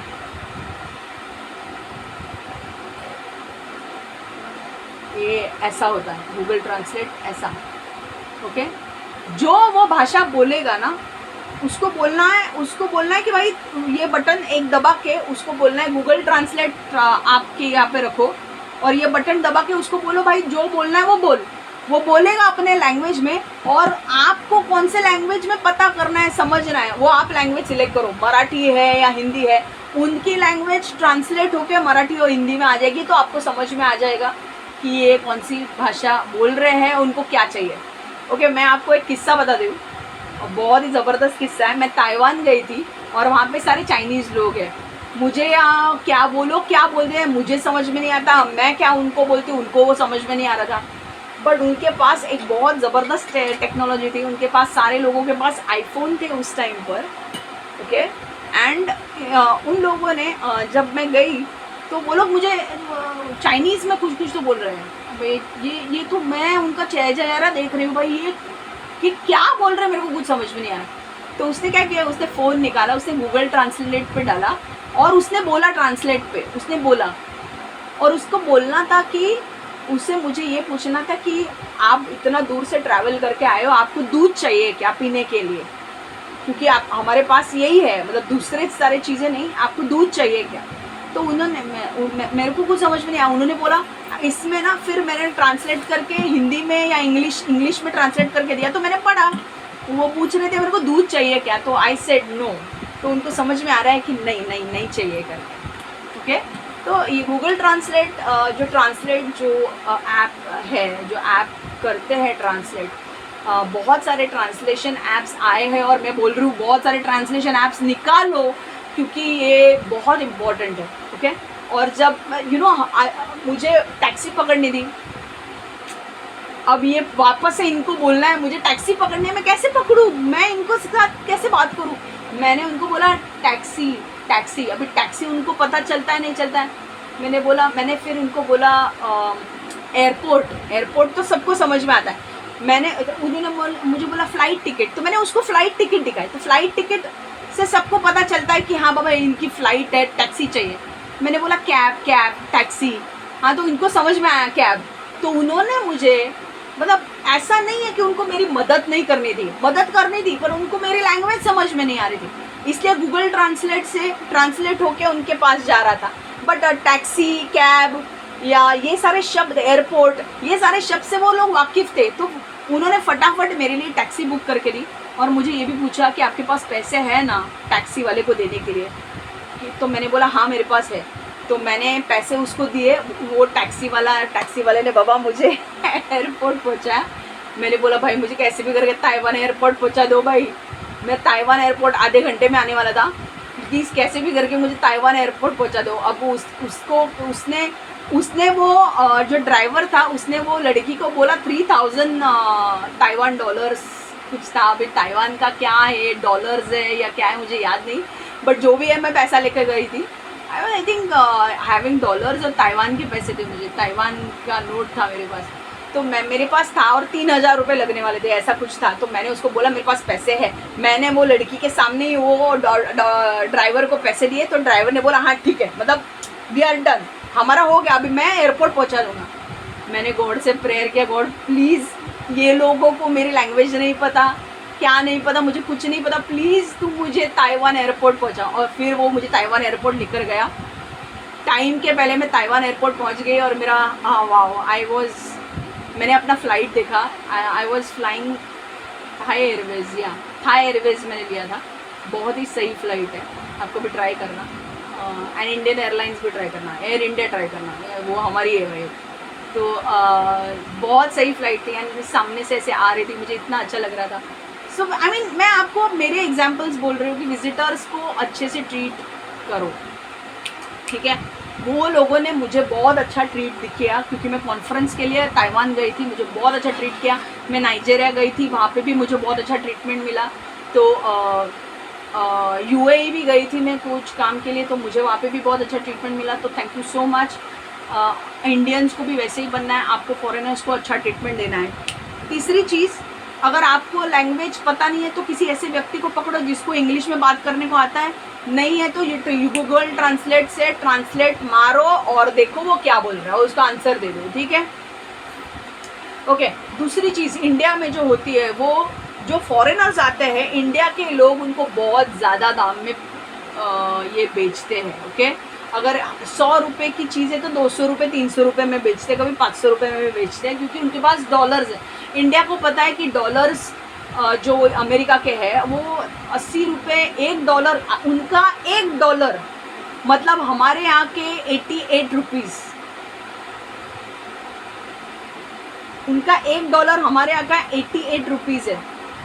तो इसलिए लोगों की मेंटालिटी हो जाती है, यार इनके पास बहुत डॉलर्स है, हम इनको लूटते हैं। बट परमेश्वर के नज़र में वो बहुत गलत है। आप जितना इंडियन लोगों से लेते हो उतना ही अमेरिकन लोगों से लेना है, आपको उनको लूटना नहीं है। आपको बुरा लग सकता है, बट आप जब परमेश्वर के अनुसार चलोगे, परमेश्वर आपको अमेरिकन के, फॉरेनर्स के अपने लोग ही इतने लोग देंगे कि आपके पास आपका सामान नहीं रहेगा, इतने लोग खरीदने के लिए देगा परमेश्वर, ओके। तो पैसों के पीछे मत भागो, ठीक है। वो जब डॉलर्स लेके आते हैं, ज़रूरी नहीं है कि आप वो 100 रुपये की चीज़ 500 रुपये में बेचो, नो। आप 100 रुपये की चीज़ 100 रुपये में ही बेचो, क्योंकि ये आपकी ईमानदारी परमेश्वर देख रहा है। और मैंने कहा कॉर्नेलियस ईमानदार था, लोगों को गिफ्ट्स देता था। परमेश्वर ने उसके ईमानदारी को देखा, उसके गिफ्ट्स को देखा और परमेश्वर ने उसे सैल्वेशन दिया। आपको आपका सैल्वेशन भी हो जाए, परमेश्वर कोई और रूप से आपको ब्लेस करेगा, क्योंकि आपने फॉरेनर्स को अच्छी तरह से ट्रीट किया है। क्योंकि परमेश्वर बोलता है, अगर तुम गलत तरीके से उनको बर्ताव करोगे उनके साथ, या उनको लूटने की कोशिश करोगे, तो श्राप आएंगे। बट अगर तुम विपरीत देखो, अगर तुम उनको लूटोगे नहीं, पैसों में भी या किसी भी क्षेत्र में, तो आपके ऊपर क्या आएगा? श्राप या आशीष आएगा। तो वो आशीष कौन से भी रूप में आ सकता है। अगर आपके बच्चों को स्कूल में एडमिशन नहीं मिल रहा है, आपके बच्चे की एडमिशन हो जाएगी, आप बोलोगे ऐसे कैसे? परमेश्वर बोलेगा, तूने वो फॉरेनर के साथ अच्छा ट्रीट किया ना, तेरे बच्चे की स्कूल की एडमिशन हो रही है, और वो भी कोई छोटे मोटे स्कूल में नहीं, बहुत बड़े स्कूल में। आप बोलोगे पैसा कहाँ से आएगा, फीस? परमेश्वर बोलेगा, मैं दे दूंगा तुझे, ओके। आज तो लोग भाई कहीं पे भी हो, झोपड़पट्टी में भी हो, उनको कॉन्वेंट में ही अपने बच्चों को डालना है, because they should be able to speak good English को बहुत सारा मान है। कोई बात नहीं, इंग्लिश नहीं आता है तो कोई आप छोटे नहीं हो जाते ठीक है, ओके। तो यहाँ पे हम क्या देख रहे हैं? Don't sell them at a higher rate. ज़्यादा पैसों में उनको बेचना नहीं है। 100 रुपये की चीज़ 100 रुपये में ही बेचनी है, 500 रुपये की चीज़ 500 रुपये में ही बेचनी है। ज़्यादा दाम लगा के उनको बेचना नहीं है। और ये सारे वर्ल्ड में हो रहा है, ये मैं सिर्फ इंडिया के लिए नहीं बोल रही हूँ, पूरे वर्ल्ड में ये ऐसा ही होना चाहिए। आप बोलोगे फिर हमारा क्या फ़ायदा होगा? फ़ायदा परमेश्वर करके देगा। परमेश्वर अपने फॉरेनर्स को लेकर बहुत ही केयरफुल है, तो उनके साथ कुछ भी ऐसा मत करो जिससे आपके ऊपर श्राप आएंगे। उनको लूटो मत। इंडिया में घोड़े की एक राइड होगी 100 रुपये, फॉरेनर आएंगे 500 रुपये राइड, भाई $5। क्यों भाई? मत करो। एक राइड में अगर उनका हो रहा है उनके 100 रुपये, वो लोग चेंज करके आते हैं, 100 रुपये की राइड है, 100 रुपये को ही तो मैंने उस दिन एक वीडियो देखा, एक आदमी बोल रहा था की हमें ना शुगर केन ज्यूस ट्राय करना है, मतलब ऊसाचा रस प्यायचा आहे आम्हाला, ओके। और मैंने वो वीडियो में देखा कि वो फॉरेनर्स ना शुगर केन जूस ट्राई कर रहे थे। बट एक भाई साहब थे जिनकी शुगर केन जूस का वो ठेला था, उन्होंने बोला कि भाई हमको 10 रुपये भी मत दो, आप फ्री में ट्राई करो। मुझे इतना अच्छा लगा ना, उन्होंने इतना अच्छा ट्रीटमेंट उन फॉरेनर्स को दिया। उन्होंने बोला हमको 10 रुपये नहीं चाहिए, आप टेस्ट करो, लो टेस्ट करो। ये होना चाहिए। मैं ये नहीं बोल रही हूँ कि आप सबके साथ करो, कई बार अगर आपको ऐसा लगा फ्री में, दो फ्री में उनको, परमेश्वर आपको ज़रूर ब्लेस करेगा। आपका वीडियो मेरे पास आना और मेरा देखना और परमेश्वर ये आपको वापस वीडियो के द्वारा आपको स्पिरिट में ये बोलना, इसका मतलब है परमेश्वर ने आपको देखा है। ठीक है, ओके। तो और एक पॉइंट है, protect them and don't harm them, don't laugh and mock them. Protect them मतलब उनकी रखवाली करो, उनकी रखवाली करो और उन्हें तकलीफ मत दो। उन्हें उनकी रखवाली करो और उन्हें तकलीफ मत दो। त्यांचे काळजी घ्या आणि त्यांच्यावर अत्याचार नका करू। त्यांची काळजी घ्या आणि अत्याचार नका करू।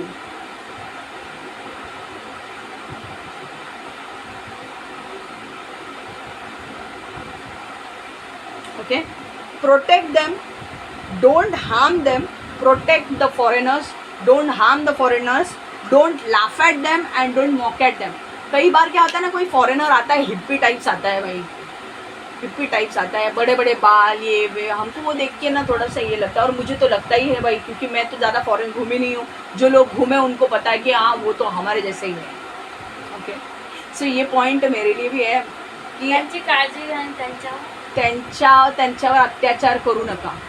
ओके, कई बार कुछ लोग बहुत हिप्पी टाइप्स लगते हैं और हमें उनको देख के ना मतलब हमको ही डर लगता है, इतने सारे टैटूज। सी मैं सच में बोल रही हूँ, और मुझे अलग लगता है। लोगों को एक्सेप्ट कर लेते हैं वो लोग, पर मेरे को बहुत अलग लगता है। पूरे बॉडी पे टैटू, कुछ लोग तो इधर नाक में घुसाया है, इधर घुसाया है, इधर घुसाया है। आपने देखा है कभी अमेरिकन को?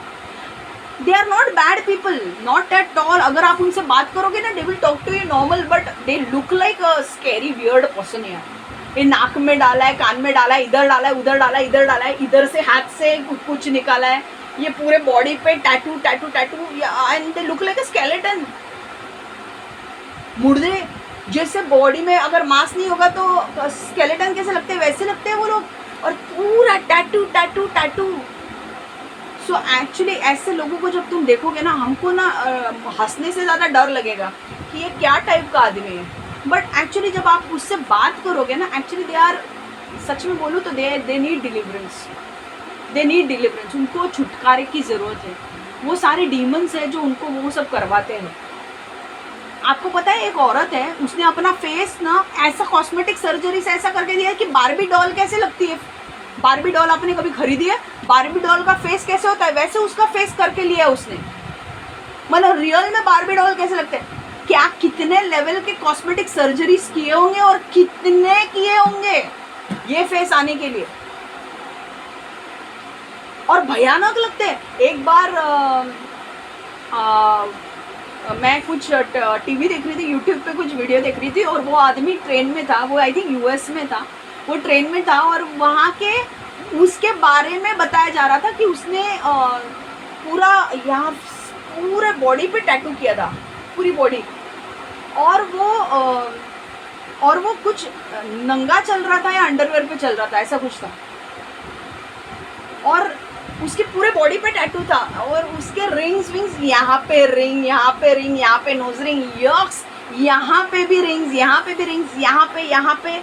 वो देख के ही इतना डरावना लग रहा था ना। तो एक चीज़ मुझे आपको बोलनी है कि ऐसे भी लोग तुम्हारे सामने आएंगे, don't laugh at them, don't mock them.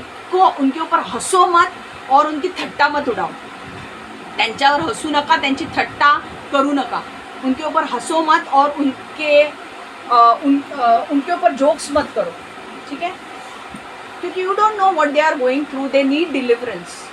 और हम लोग वैसे नहीं हैं, इसका मतलब ये नहीं है कि हमें डिलीवरेंस की ज़रूरत नहीं है। मैं तो बोलती हूँ मुझे भी डिलीवरेंस की ज़रूरत है, हर किसी को डिलीवरेंस की ज़रूरत है, अलग अलग लेवल पे। अब वो आदमी वैसा बना है, कुछ लोग पता है टाइगर बने हैं, लिटरली वो टाइगर की तरह चलते हैं, मतलब 4 पैरों पे चलते हैं, मनुष्य होके भी, और टाइगर की तरह उन्होंने कॉस्मेटिक सर्जरी करके ली है। पूरे बॉडी पे टाइगर का येलो वाइट स्ट्रिप्स कैसे होता है वैसे करके रखा है, टाइगर की तरह चलते हैं और लोग उनको अट्रैक्शन मानते हैं।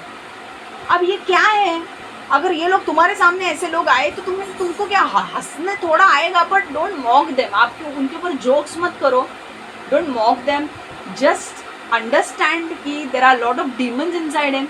उनके अंदर बहुत सारे अंधकार की शक्तियां हैं जो उन्हें ये करने के लिए मजबूर कर रही है एंड उनको छुटकारे की ज़रूरत है।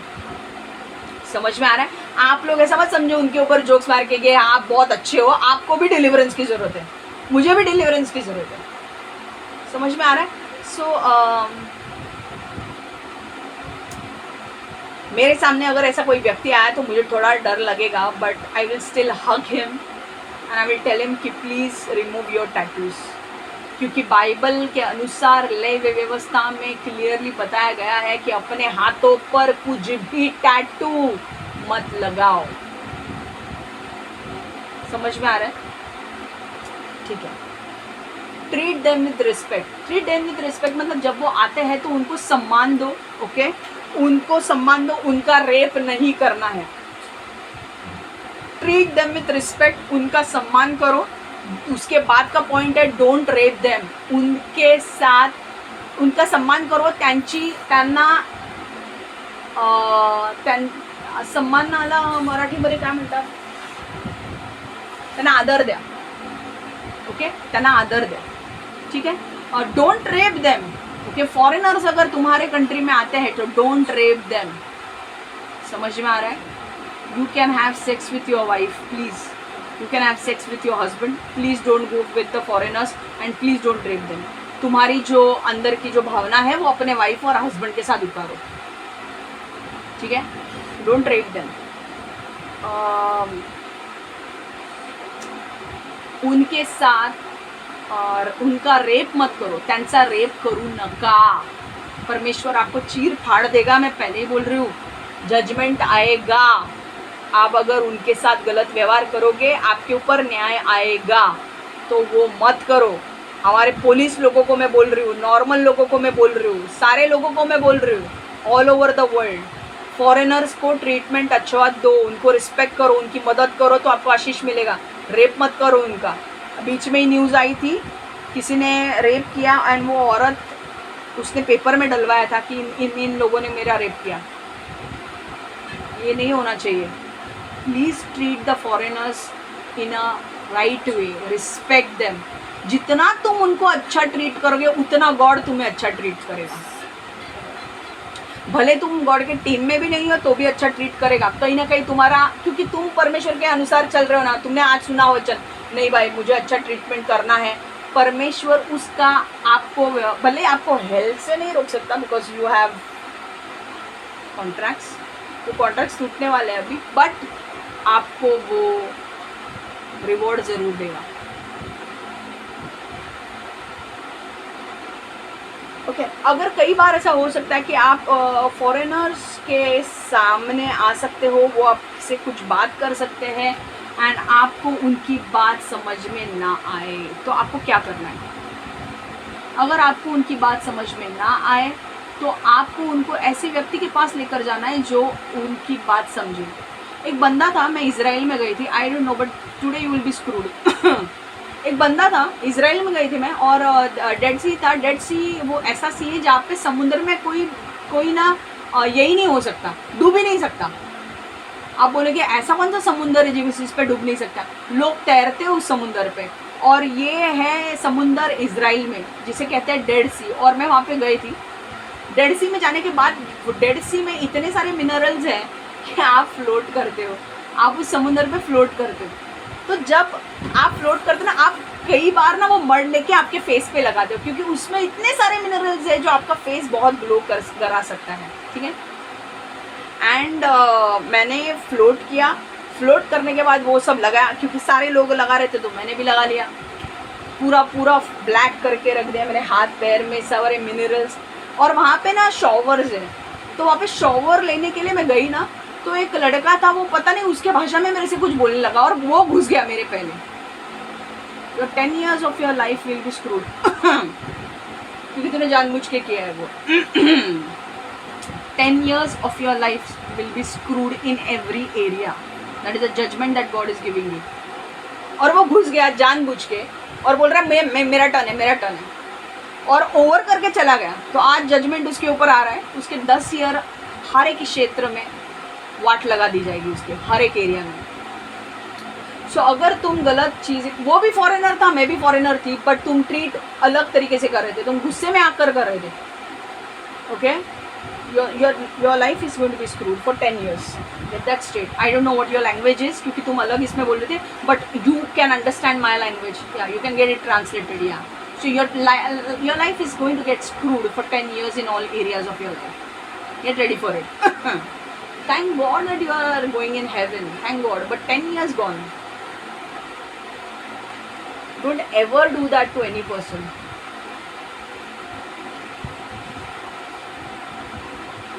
Okay. ठीक है, अब मैं 2 वचन पढ़ने वाली हूँ एंड फिर वचन खत्म। चलो फटाफट, इतने ही पॉइंट्स थे फॉरेनर्स के लिए। Help them. देखो एक पॉइंट मैं सम अप करके बोलती हूँ कि अगर फॉरेनर्स आए हैं उनकी मदद करो, किसी भी चीज़ में हो उनकी मदद करो। अगर वो आपसे मदद मांगते हैं तो कई बार फॉरेनर्स आपके हॉस्पिटल में आ सकते हैं, उनको नहीं पता कौन से वार्ड में कहाँ जाना है, क्या है, आप उनको आपके कोई आपको नहीं बोलने को आ रहा है तो आप किसी इंग्लिश बोलने वाले व्यक्ति को बुलाओ और उनसे बात करने को बोलो, बट राइट लोगों से उनको मिलाओ। ठीक है, अब 2 वचन हम देखेंगे and then you will know कि yes all what is said is true. यिर्मयाह 7:5 से 7।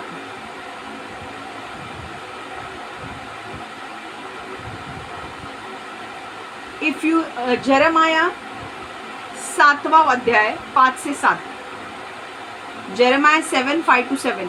If you really change your ways and your actions and deal with each other justly, if you do not oppress the foreigner, the fatherless or widow, and do not shed innocent blood in this place, and if you do not follow other gods to your own harm, then I will let you live in this place in the land I gave your ancestors forever and ever.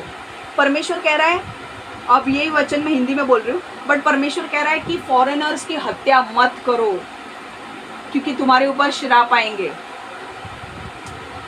America में shootings होते हैं, Indian लोगों को देखकर shoot करते हैं और बहुत ही यंग लड़के शूट में मारे गए हैं, and it is because of the gun culture. तो gun culture should be removed. Trump, this is for you, gun culture should be removed from that. अगर तू नहीं करेगा मैं आके कर लूँगी, gun culture will be removed. ये ऐसे शूटिंग्स नहीं चलेंगे।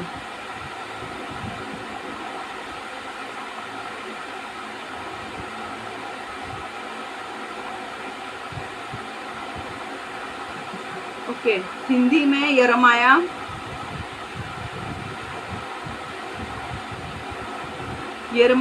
7:5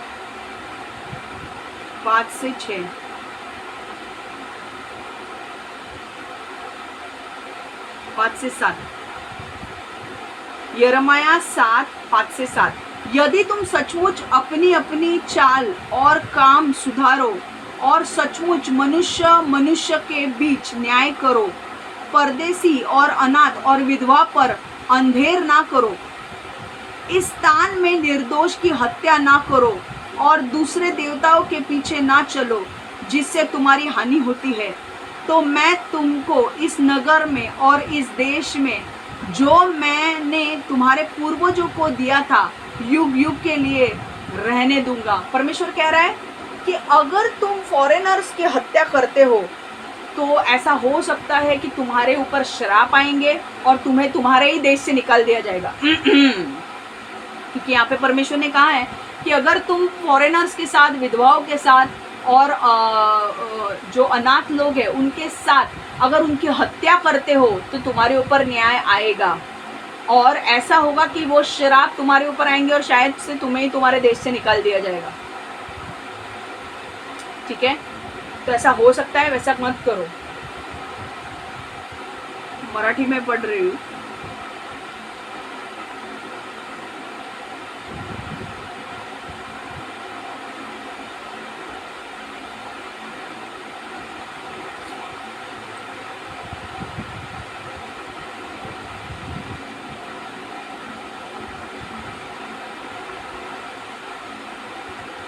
यिर्मया 5-7, यिर्मया मराठीमध्ये यिर्मया 7:5-7, तुम्ही तुमचा जीवन मार्ग बदललात आणि सत्यकृत्य केलीत तर मी तुम्हाला येथे राहून देईन. तुम्ही एकमेकांशी प्रामाणिक असले पाहिजे. तुम्ही उपरिचिताशी सुद्धा प्रामाणिकपणे वागले पाहिजे. उपरिचिता सुद्धा मतलब फॉरेनर्स ही आहे. तुम्ही उपरिचिताशी सुद्धा प्रामाणिकपणे वागले पाहिजे. विधवांसाठी आणि अनाथांसाठी तुम्ही योग्य गोष्टी केल्या पाहिजेत. निरपराधांना मारू नका. दुसऱ्या देवांना अनुसरू नका. का? कारण या गोष्टी तुमच्या आयुष्याचा नाश करतील. तुम्ही माझ्या आज्ञा पाळल्यात तर मी तुम्हाला येथे राहून देईन. मी ही भूमी कायमची तुमच्या पूर्वजांना दिली. हालेलुया. तो गलत फॉरेनर्स के साथ कुछ भी गलत नहीं करना है, वरना परमेश्वर शायद से तुम्हें ही वहाँ पे रहने नहीं देगा. God will make you a foreigner exactly in a different country. God पता नहीं ऐसा रूल लाएगा कि अगर if you don't treat foreigners right, God में रिमूव यू. क्योंकि गॉड यहाँ पे बोल रहा है कि मैं तुम्हें उस जगह पे रहने नहीं दूंगा. इसका मतलब मैं तुम्हें तुम्हारी जगह से तुम्हें फॉरेनर कर दूंगा. दूसरे जगह पे रहने जाना पड़ेगा. तुम्हें दूसरे देश में जाना पड़ेगा और वहाँ पे तुम फॉरेनर होगे और तुम्हारे साथ कोई वैसा बर्ताव कर सकता है जो तुमने किसी और के साथ किया. और वो क्यों होगा? तुम्हारा कर्मा. ठीक है. और एक वचन हम पढ़ेंगे, भजन साम्स 146:9, स्तोत्र संहिता 146.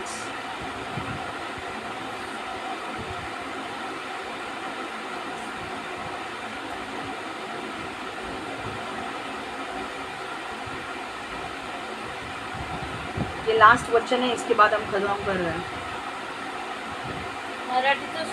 मराठीमध्ये स्तोत्र संहिता, हिंदीमध्ये भजन संहिता. Psalms 146:9, the Lord watches over the foreigner and sustains the fatherless and the widow, but he frustrates the way of the wicked. अगर कोई अपने आप को ज़्यादा समझने वाला लड़का है, अपने आप को ज़्यादा शानपट्टी, मतलब पुलिस वाले भी हो सकते हैं, जज भी हो सकते हैं, अपने आप को बहुत शाने समझते हैं वो लोग. और अगर आपने फॉरेनर्स, विधवा लोगों के साथ या अनाथ लोगों के साथ अन्याय किया या किसी भी व्यक्ति के साथ अन्याय किया तो परमेश्वर आपको ठोकेगा. क्यों परमेश्वर की नज़र फॉरेनर्स के ऊपर होती है, विधवाओं के ऊपर होती है और फादरलेस मतलब जो अनाथ है उनके ऊपर भी होती है. इन 3 लोगों को विशेष रूप से परमेश्वर देखता है, क्योंकि जिनका कोई नहीं है उनका परमेश्वर है. हालेलुया. और परमेश्वर बाकी लोगों को भी देखता है, बट इन लोग स्पेशल कैटेगरी में आते हैं क्योंकि इनका कोई है नहीं. तो जिनका कोई नहीं है उनका परमेश्वर है. समझ में आ रहा है? अगर तुमने उनको न्याय नहीं दिया या तुमने बदसलूकी की या पुलिस ने भी उनका रेप करने की कोशिश की, ध्यान में रखो तुम्हारा नाम हेल लिस्ट में डाला जाएगा and you will be in hell and this will happen. ये होगा.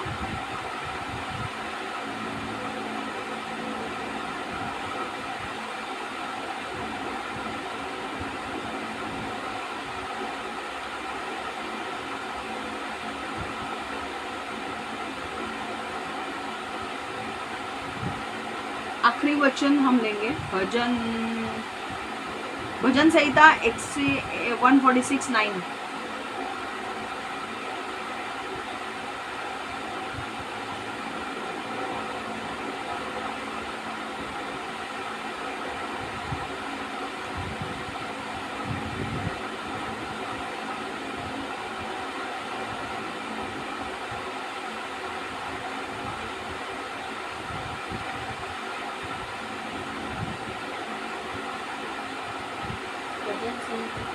वन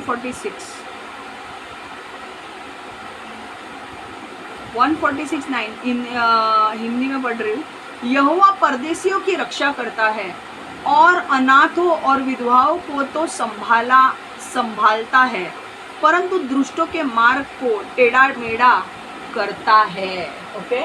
सो अगर आपको ऐसा लग रहा है कि भाई हम बहुत बॉस है और हम यहाँ के बिग डैडी है, हम यहाँ के किंग है और हम फॉरेनर्स के साथ कैसे भी बिहेव कर सकते हैं, इतना ध्यान में रखो कि तुम्हारा न्याय जब आएगा तब परमेश्वर तुम्हें फोड़ के रख देगा, तुम्हारे कर्मा के अनुसार तुम्हें फोड़ा जाएगा। यहोवा परदेशियों की रक्षा करता है और अनाथों और विधवाओं को तो संभालता है, परंतु दुष्टों के मार्ग को टेढ़ा मेढ़ा करता है। मतलब तुम करने भी जाओगे तो फटकाएगा तुम्हें, ठीक है। और अगर कर भी दिया, अगर तुम्हें ऐसा दिखाना है कि अरे यार ये अपने आप को क्या समझती है, अगर करके दिखाया तो नीचे जा रहे हो वहां पे डबल दिया जाएगा तुम्हें।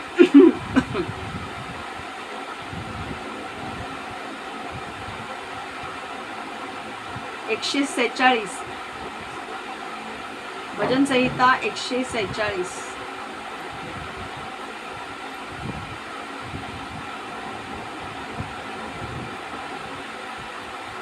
स्तोत्र संहिता 146:9। ही कष्टी आहेत, त्यांच्यासाठी परमेश्वर योग्य गोष्टी करतो। तो भुकेल्यांना अन्न देतो, तुरुंगात बंद असलेल्यांना तो सोडवतो।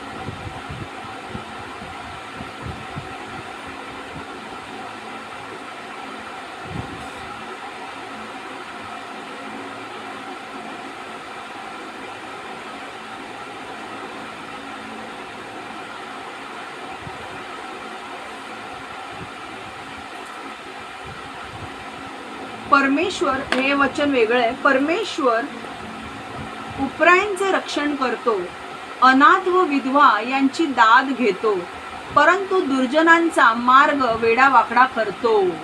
हालेलुया। परमेश्वर उपरायांचे रक्षण करतो, अनाथ व विधवा यांची दाद घेतो, परंतु दुर्जनांचा मार्ग वेडावाकडा करतो। ह्याच्यात वेगळं आहे, हे वेगळं दिलंय। परमेश्वर आपल्या देशातल्या परक्यांचे रक्षण करतो, परमेश्वर विधवांचे आणि अनाथांची काळजी घेतो, परंतु परमेश्वर वाईट लोकांचा नाश करतो। बरोबर है, यस। ओके, तो ये है हमारा वचन। आज हमने बहुत सारे वचन देखे कि हमें फॉरेनर्स के साथ कैसे बिहेव करना है, फॉरेनर्स को कैसे ट्रीट करना है। मैं चाहती हूँ कि आप लोग इसे लागू करना शुरू करें। आप जैसे ये सारे पॉइंट्स लागू करेंगे, फॉरेनर्स को अच्छा ट्रीट करेंगे, उनसे ज़्यादा पैसा नहीं लेंगे, आप उनको नहीं लूटेंगे, आप उनको रिस्पेक्ट दोगे, आप उनकी हेल्प करोगे, परमेश्वर सही समय पर आपको उसका पुरस्कार ज़रूर देगा। Okay, so God bless you all and I believe that it will be taken care in every country. Okay, मैं सिर्फ इंडिया के लोगों की बात नहीं कर रही हूँ, all over the world they should treat. Do not do racism against the people. America के लोगों को मैं बोल रही हूँ, don't do racism, you will be thrown out of your country. If you do racism, maybe you will be thrown out of your country and maybe you will be a foreigner in different country. Yeah. So be very careful. ठीक है? So God bless you all. हम प्रार्थना करेंगे। परमेश्वर यीशु, मैं हर एक व्यक्ति को ब्लेस करती हूँ, आशीर्वादित करती हूँ। मैं हर एक के ऊपर जो इस वक्त हमसे जुड़ा है उसके ऊपर मैं यीशु का लहू लगाती हूँ। मैं मांगती हूँ परमेश्वर, हर एक जो बंधन है उनके टूट जाए प्रभु। इनके जीवन में जो भी उथल पुथल हो रहा है उसे शांत कर प्रभु। जो भी डिवोर्स लेने की कोशिश कर रहे हैं उनका डिवोर्स ना होने दे परमेश्वर। इनको एक साथ रख। शैतान जो इनको अलग कर रहा है उनको अलग मत करने दे, इनको एक साथ रख परमेश्वर। इनके जीवन में भरपूर सफलता ला। इनके जीवन में अगर इन्हें बच्चा नहीं हो रहा है परमेश्वर दया कर, इन्हें बच्चा होने दे जो नॉन जज्ड है उनके लिए। एंड परमेश्वर, जो लोग रो रहे हैं, जिनकी शादी नहीं हो रही उनकी शादी होने दे, जिनको बच्चा नहीं हो रहा उनको बच्चा होने दे, जिनके जीवन में करियर नहीं चल रहा है उनके जीवन में करियर होने दे, करियर उनका अच्छा चलने दे। उनके ऊपर अगर कोई भी जादू टोना तंत्र मंत्र काला जादू किया है, यीशु के नाम से वो टूट जाए। मैं मांगती हूँ प्रभु, आज का जो वचन आया है, हमने देखा कि फॉरेनर्स को हमें रिस्पेक्ट देना है, फॉरेनर्स के साथ हमें कैसे डील करना है हमने देखा है, और ये वचन का बीज हमारे अंदर जाने दे प्रभु, और लोग इसे अपने अंदर लाए और अपने जीवन को बदले और फॉरेनर्स को अच्छा ट्रीट करे प्रभु। यीशु के नाम से मैं प्रार्थना करती हूँ, आमेन आमेन आमेन। और ये वचन शैतान इनके हृदय से चिरा ना पाए, हर एक व्यक्ति इस वचन के द्वारा बदले प्रभु। यीशु के नाम से मैं प्रार्थना करती हूँ, आमेन आमेन आमेन। और परमेश्वर जब ये बदलेंगे और जब ये फैसला लेंगे कि नहीं हम फॉरेनर्स को सही ट्रीट करेंगे, उनसे ज़्यादा पैसा नहीं लेंगे, तब परमेश्वर इनकी भलाई को देखकर इनको आशीर्वादित करना प्रभु। यीशु के नाम से मैं प्रार्थना करती हूँ, आमेन आमेन आमेन। God bless you all, take care.